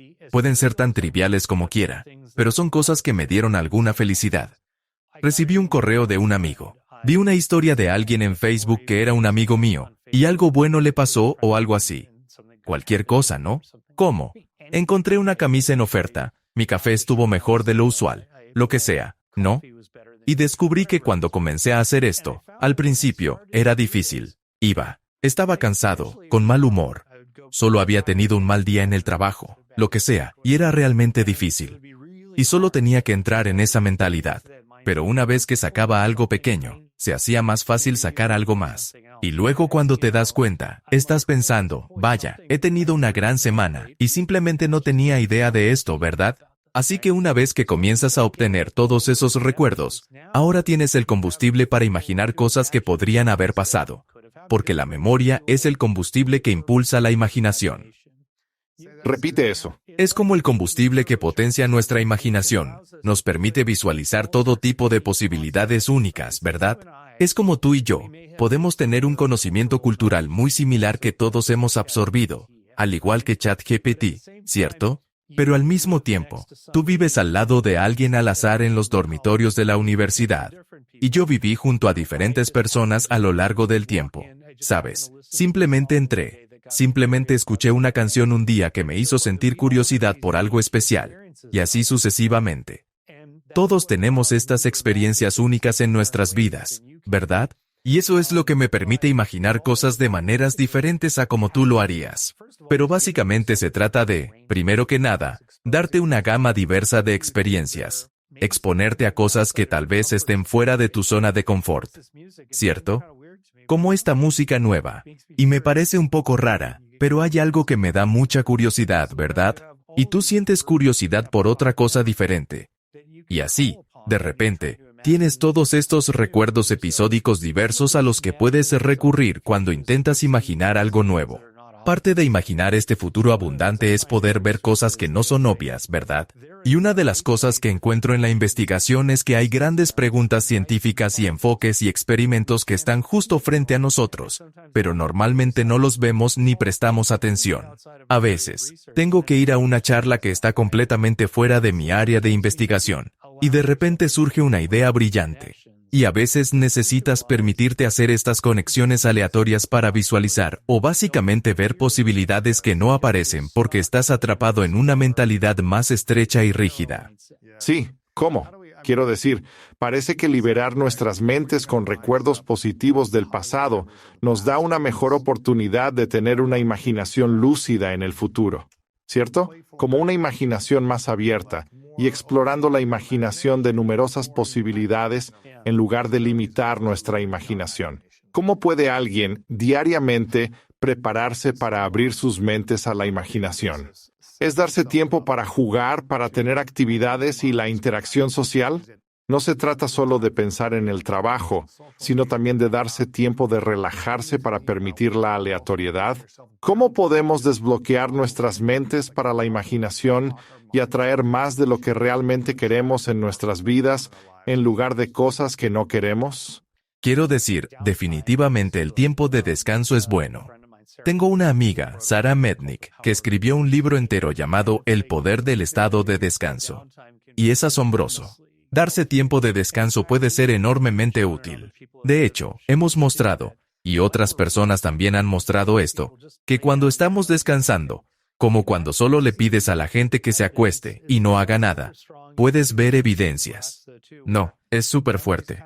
Puedes ver esto en estudios de ratas también, donde los recuerdos como que surgen, y puedes tener un vistazo de lo que sucede durante el sueño, pero incluso solo cuando la gente está descansando. Y ese descanso a veces puede permitir que los recuerdos se reactiven y se fortalezcan o se recombinen de maneras interesantes. Y así que hay algo sobre abrirte y apagar un poco el cerebro, dirigido a objetivos para permitir que estos recuerdos emerjan y se recombinen de maneras interesantes. En cierto sentido, ese es el núcleo de soñar despierto, ¿verdad? Es como que los sueños son básicamente, lo más probable supongo, recuerdos que se están recombinando de maneras que no tienen sentido, ¿verdad? Y no estás tratando de forzarlos en ninguna historia particular. Simplemente chocan entre sí. Y solo estás tratando de darle sentido. Sí. Y ese es, creo, un poco, esa parte fundamental. Es eso, y también diversificar realmente tus datos de entrenamiento, ¿verdad? Es como un chat. GPT, en mi opinión, nunca va a producir arte interesante por sí solo porque solo está obteniendo esta basura homogénea que ha conseguido de Internet. Sí, tú y yo tenemos estas oportunidades de simplemente ser curiosos sobre cosas que son solo bizarras. En realidad, simplemente en alabanza a la curiosidad en general. Una de las cosas geniales que uno de mis postdoctorados, Matthias Gerber, hizo en nuestro laboratorio fue que realizó un estudio donde estaba realmente interesado en el papel de la curiosidad y la memoria. Y lo que encontramos fue que cuando la gente recibe una pregunta sobre la que siente curiosidad, la respuesta a la pregunta en sí misma es suficiente para desencadenar un pico de actividad en las áreas de procesamiento de dopamina de nuestro cerebro. Y se piensa que la dopamina es este químico de recompensa, pero en realidad se trata más de perseguir recompensas y motivarnos para obtener recompensas y aprender sobre recompensas. Es esa sensación de estar energizado que puedes sentir cuando quieres conseguir una rebanada de pizza o algo así, y dices, oh, no puedo esperar para conseguir esto, ¿verdad? O algo así, es energizante. Pudimos ver una pequeña señal neural relacionada con eso en estas áreas del cerebro que están involucradas en el procesamiento de recompensas y la motivación, y en el procesamiento de la dopamina. Cuando la gente recibía la pregunta, no solo obteniendo la respuesta, no solo obteniendo la solución fácil a la pregunta, sino realmente la pregunta en sí.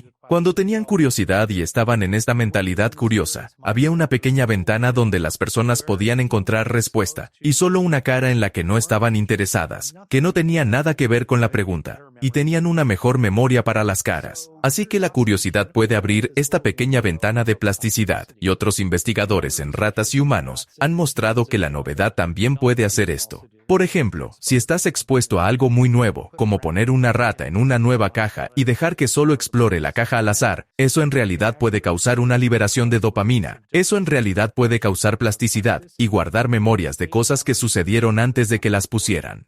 Wow, interesante. Y así hay toda una vasta literatura sobre la manera en que estos químicos en el cerebro pueden aumentar significativamente la plasticidad, y la curiosidad es una gran parte de eso. Pero con las personas, y creo que este es un punto de decisión real que las personas tienen, es que puedes tener algo inesperado o novedoso o desconocido, y sentirte amenazado por ello. Quiero decir, ¿cuántas veces las personas ven una idea o no siguen sus creencias? Sigan sus creencias? Es un poco incómodo. Al final genera una separación, no un puente. Sí. Y es como que, quiero decir, lo que obtenemos a menudo en la ciencia. La gente habla de innovación todo el tiempo, y puedo decirte en retrospectiva que, ya sabes, no es una idea innovadora, cuando la mitad de las personas que escuchan dicen, ya sabíamos eso, y la otra mitad dice, esto está obviamente mal. Básicamente, es como que tienen esa incomodidad y dicen, vete, ya sabíamos esto. O interesante, sí descartamos esto hace mucho tiempo. Sí, exactamente. Y es como si puedes hacer el cambio de ansiedad a curiosidad. Se abren todo tipo de oportunidades para aprender cosas nuevas. Es muy interesante. Mi prometida es muy buena en esto porque dice que cuando alguien en mi vida dice algo con lo que quizá no estoy de acuerdo o no me identifico, en lugar de juzgarlos y hacer que estén equivocados, ella dice que intenta tener una perspectiva de curiosidad primero. Sí. Wow, realmente me fascina que pienses tan diferente a mí en lugar de decir, eres malo y estás equivocado. Sí. Y algo que realmente aprecio, amo y respeto de ella, porque no creo que siempre lo haya hecho hasta en los últimos años, he sido como, ok, déjame ser más curioso sobre esta persona y por qué piensan que el mundo es plano o lo que sea que piensen. Y creo que cuando vienes desde un lugar de curiosidad, también eres menos crítico. Y una energía de juicio es una energía más baja y menos productiva. Además, es menos imaginativa y solo encoge tu capacidad de pensar más abiertamente y creativamente. Así que esto es fascinante. Tengo curiosidad, como doctor de la memoria y neurocientífico. ¿Crees que podemos aprender más de nuestros errores, fracasos o vergüenzas en comparación con nuestros éxitos y logros en la vida? ¿De cuál aprendemos mejor o tenemos más oportunidades de imaginación y crecimiento en nuestras vidas cotidianas? Bueno, definitivamente podemos aprender más de nuestros errores. Y esto va al nivel más básico. Y digo aprender más en lugar de dominar. Hay una distinción muy interesante ahí, pero es como, en nuestra investigación, y, quiero decir, hay varias formas de ver esto, pero básicamente, si miras la forma en que ocurre el aprendizaje en el cerebro, si solo grabaras todo pasivamente, lo que pasa es que te quedas sin espacio bastante rápido, al menos en modelos informáticos del cerebro. Y entonces, una manera de evitar esto es que realmente ajustas el cerebro para decir, oye, mira, en lugar de intentar captarlo todo, déjame fortalecer las conexiones entre neuronas que fueron útiles para darme la respuesta correcta y debilitar las que promovieron la respuesta incorrecta. Pero solo puedes obtener eso cuando te permites a ti mismo generar realmente la respuesta incorrecta. Así que estoy simplificando dramáticamente esto, pero tenemos como todo un modelo informático de cómo ocurre esto en el cerebro. El ejemplo más simple es algo llamado el efecto de prueba, ¿verdad? Entonces, digamos que yo dijera, está bien, entonces nombra una función de la amígdala, ¿verdad? Digamos que si no supieras nada sobre neurociencia, podrías decir, bueno, no sé, leer. Y yo diría, no, eso no es correcto. En realidad, una función que podrías considerar es que ha sido implicada en estudios de condicionamiento del miedo. No sé, lo que sea. Dije algo y me equivoqué. Me corrigieron. Entonces pienso, oh, no quiero equivocarme de nuevo, así que recordaré esto. Bueno, resulta que recuerdas mejor la respuesta correcta cuando te he dado la oportunidad de equivocarte, incluso antes de saber cuál era la respuesta correcta. No quiero equivocarme. Déjame concentrarme en la respuesta correcta. O probablemente hay algo de eso, lo que llamaríamos algo metacognitivo. Es un cambio en tu forma de ver el aprendizaje, que te hace más humilde. Así que estás un poco más enfocado, porque la gente tiende a ser dramáticamente sobreconfidente en su memoria. Pero hay otra cosa, en lo que pensamos. Cuando generas la respuesta incorrecta, y luego te enfrentas a la diferencia entre la realidad de la respuesta correcta y la respuesta incorrecta, los conjuntos de neuronas, por así decirlo, que activan la respuesta incorrecta serán menos propensos a activarse la próxima vez. Y así es más probable porque las memorias compiten entre sí en este gran ecosistema. Y así, si tienes este conjunto de neuronas que van a activar la respuesta incorrecta y puedes eliminarlas, es más probable que actives la respuesta correcta. Y por eso la gente aprende más, bajo las condiciones en las que están luchando. Como si te pruebas a ti mismo en lugar de volver a estudiar el material una y otra vez. O volver a estudiar sin tener que pasar por un examen no te permite recordar tan bien. No te permite recordar tan bien porque has recordado. Porque cuando recuerdas la información, tu memoria nunca va a ser tan perfecta como la respuesta real. Siempre vas a obtener un poco de recuerdo ruidoso. Incluso si recuerdo la respuesta correcta, puede que me tome un poco de tiempo. Puede que tenga que esforzarme. Y luego, cuando obtengo la respuesta correcta, puede haber esta comparación entre mi predicción, por así decirlo, y la realidad. Y lo que puedo hacer es aprender de esa diferencia para que la próxima vez sea más probable que produzca la respuesta correcta. Es como si estás tratando de aprender un nuevo vecindario y estás manejando, te irá mejor que si estás en el asiento del pasajero. Debes tomar el camino equivocado una o dos veces para saber dónde tomar el correcto. Exactamente. Entonces, para alguien que es un especialista en memoria y neurocientífico, para alguien como yo, que ha estado intentando aprender español durante 25 años, ¿qué prácticas podría comenzar a implementar más regularmente que me permitan retener el idioma español o cualquier otro idioma mejor? Mucha gente usa palabras en idiomas extranjeros en estos estudios, y nosotros también. Una cosa que quieres hacer es, antes de ver la palabra, adivinar qué podría significar. Luego obtienes el significado real en inglés, y dices, esa es la respuesta. Después te pruebas a ti mismo sobre eso. Pero también revisa estas cosas después de algún tiempo, ya sabes, alterna tu técnica y tus experiencias de aprendizaje. Esa es otra técnica poderosa. No hace falta complicarse con eso. No te desgastes constantemente con eso. Tampoco te atiborres de información. De verdad intenta espaciarlo. Y otra cosa es que intentes usarlo en contexto. Trata de darte oportunidades para hablar con personas y darte la oportunidad de ser malo en eso. Y fallar. Interesante. Sí.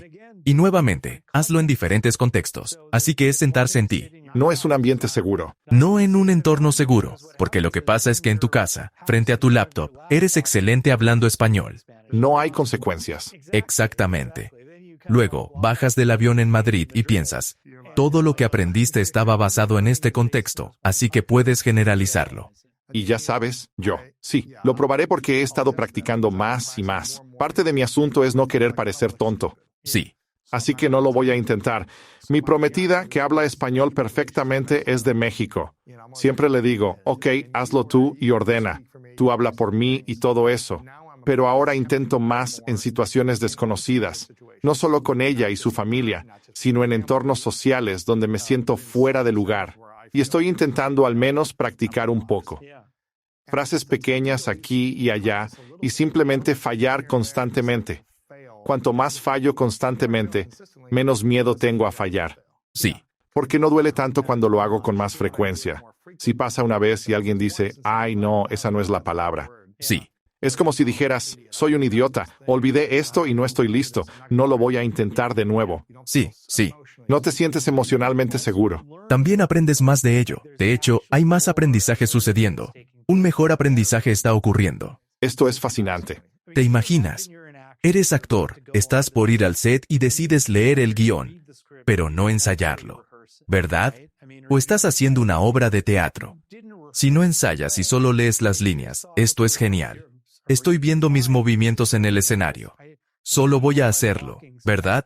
Es una locura. ¿Por qué harías eso? Sí. Y es como si no usáramos, creo que nuestro sistema educativo. La educación es difícil, pero siento que podríamos hacer algo diferente, que es cambiar las actitudes de las personas sobre el aprendizaje. Se supone que el aprendizaje que debe ser fácil. Se supone que debemos memorizar sin esfuerzo. En lugar de decir, no es una locura que les pidamos a los niños que memoricen tanto y no les enseñemos tan arduamente. ¿Cómo aprender? Quiero decir, es una locura que no hagamos memoria 101 en los primeros 3 años. Espera que las personas recuerden. Sí, exacto. Y luego, es como si usamos los exámenes como una forma de decir qué tan bueno eres, en lugar de usar los exámenes para que las personas aprendan, en primer lugar. Así que si estoy sacando puras A en cada examen, realmente no estoy aprendiendo tanto como si estuviera intentando y obtuviera la respuesta incorrecta, y luego aprendiera de ese examen. Ahora, puede ser que ya haya dominado lo que sea que me estén evaluando. Por eso estoy obteniendo una puntuación perfecta. Pero no estoy aprendiendo más de eso. No tiene sentido que siga presentando este examen. Clase ya no, si ya la dominaste. Exactamente. ¿Cuál es el sentido? No crecer más allá. Sí. Todos deberían estar obteniendo una B constantemente. Sí. Incluso en el aprendizaje automático esto es cierto. Hay un punto óptimo de aprendizaje. Creo que le llaman la regla del 80-20, o algo así. Se quiere tener razón el 80% del tiempo. Esto es fascinante. Tengo muchas más preguntas, pero este ha sido un buen inicio de conversación contigo. Tienes un libro increíble llamado ¿Por qué recordamos? Desbloqueando el poder de los recuerdos para aferrarse a lo que importa. Hay, no sé, 40 o 50 páginas de citas e investigaciones. Tal vez sean 100 páginas que respaldan todo lo que has investigado y discutido. Creo que podrían ser 100 páginas. Es una tercera parte de las notas. Es increíble. Así que eres profesor de psicología y neurociencia y director del Laboratorio de Memoria Dinámica en la Universidad de California en Davis. Has estado haciendo esto por más de 25 años. Si alguien quiere entender mejor sus recuerdos y cómo crear una mejor imaginación para su futuro, recomiendo que la gente obtenga este libro, ¿Por qué recordamos? Si alguien tiene problemas para desbloquear sus recuerdos, échale un vistazo. Hay muchas herramientas prácticas diferentes, consejos, sabiduría e investigación en este libro, y estoy muy agradecido de que estés haciendo este trabajo. Quiero reconocer tus esfuerzos en los estudios, la investigación y tu capacidad para simplificar algo complejo. La mente, el cerebro, los recuerdos, el pasado, el futuro, todas estas cosas.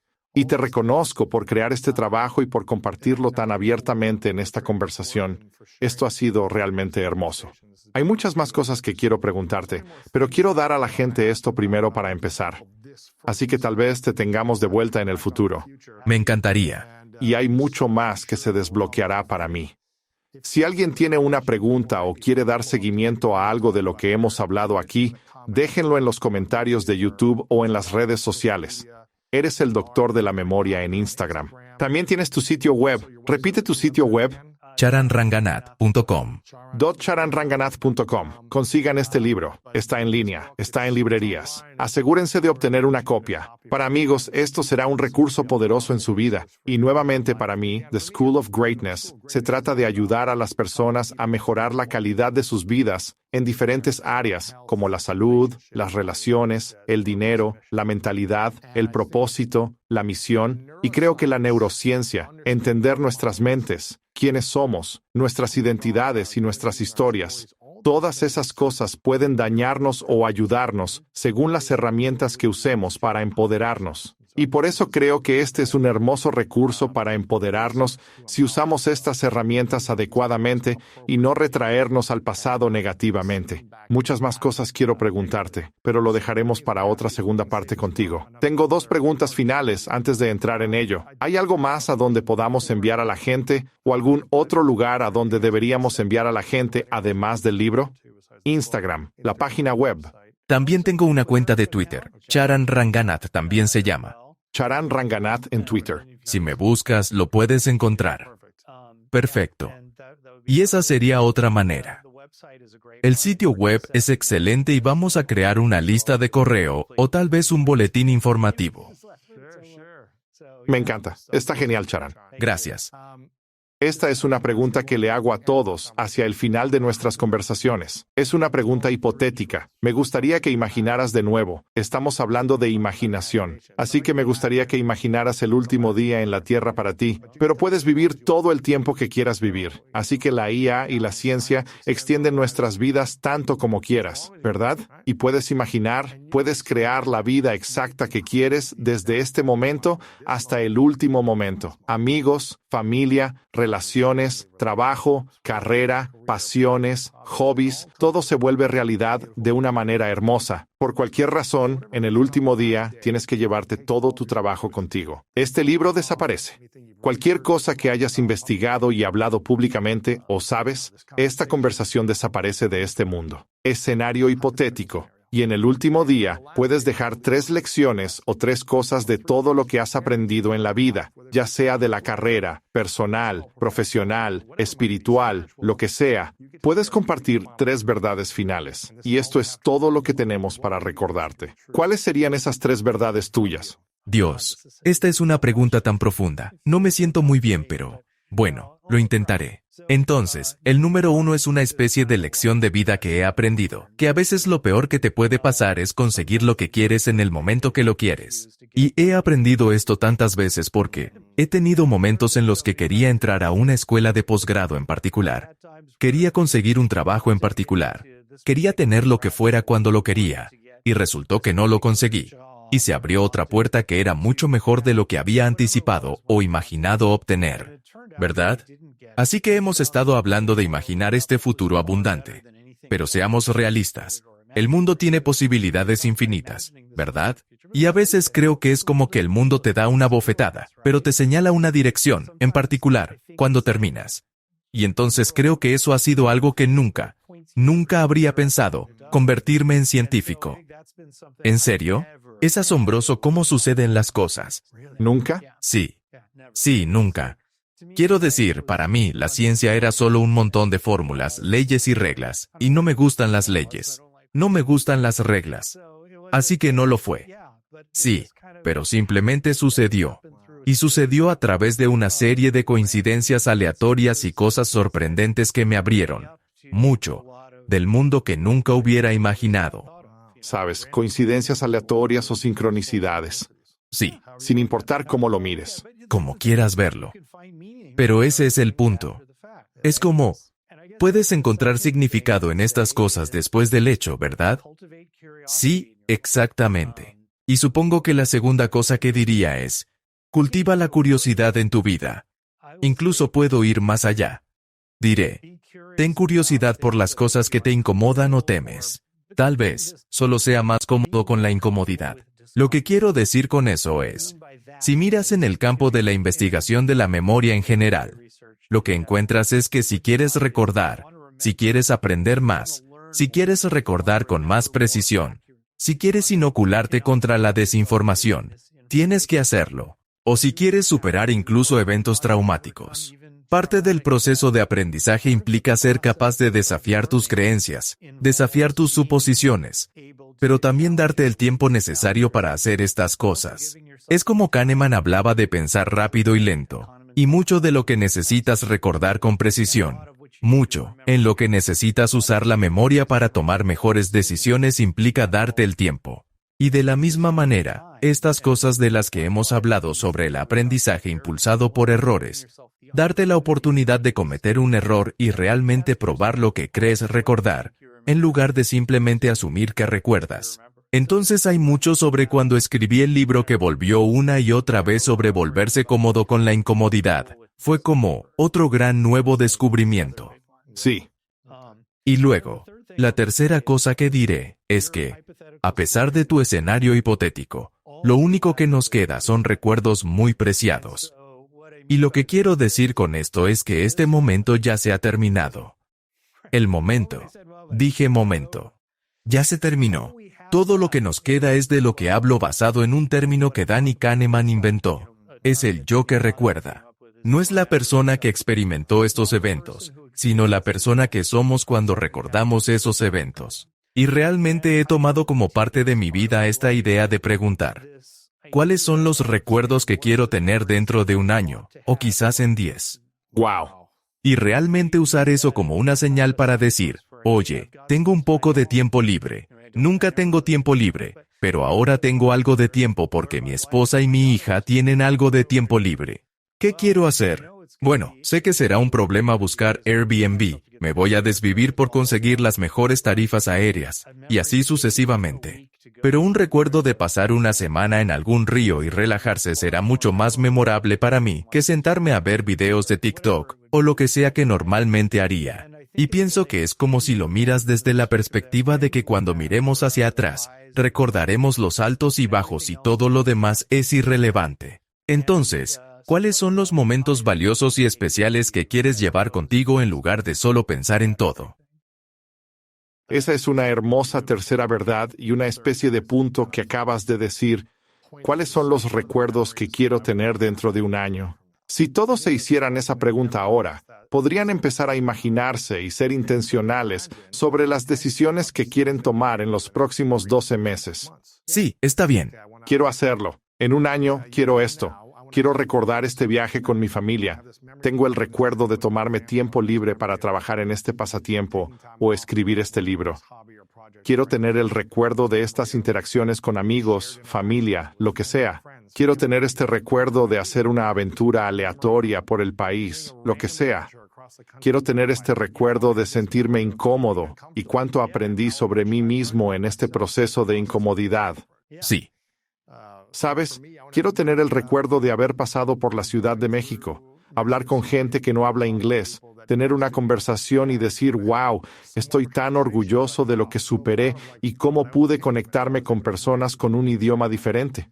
Se lo diría a la gente en los comentarios. ¿Cuáles recuerdos quieres tener en un año? Ponlo en YouTube o donde sea que estés viendo o escuchando esto. Charan, esto es realmente fascinante. Tengo una última pregunta para ti y es, ¿cuál es tu definición de grandeza? Oh, hombre, esa es realmente difícil. Supongo que, para mí, diría que alguien que realmente puede inspirar y hacer que todos a su alrededor sean mejores personas. ¿Sabes? Cuando pienso en todo esto, quiero decir, una de las cosas geniales sobre lo que hago es que no soy un gran creyente en el genio innato. Creo que hay alguien allá afuera que es mejor que yo en algo. Todos son mejores que yo en algo. Nadie es mejor que yo en todo, ¿verdad? Y entonces es como inevitable, supongo. Pero soy especialmente afortunado de estar en un campo donde hay personas con las que puedo estar en la misma sala y no sé nada de lo que están hablando. Y aún así me toleran y me ayudan a ser mejor en el proceso. Y puedo pensar en 1000 personas en mi vida que son así. Así que diría, esta es una gran persona, porque cada vez que paso tiempo con ellos, salgo sintiéndome más conocedor, tanto como mejor conmigo mismo en ese proceso. El aprendizaje y el crecimiento personal que obtengo de estas interacciones son invaluables y realmente me inspiran a seguir adelante. Sí, eso es hermoso. Doctora Charlotte, muchas gracias. Lo aprecio. Es asombroso. El tema del olfato está más relacionado con el sistema inmunológico. Y lo que es muy interesante es que es más probable que nos sintamos atraídos por personas que tienen un patrón de sistema inmunológico muy diferente al nuestro,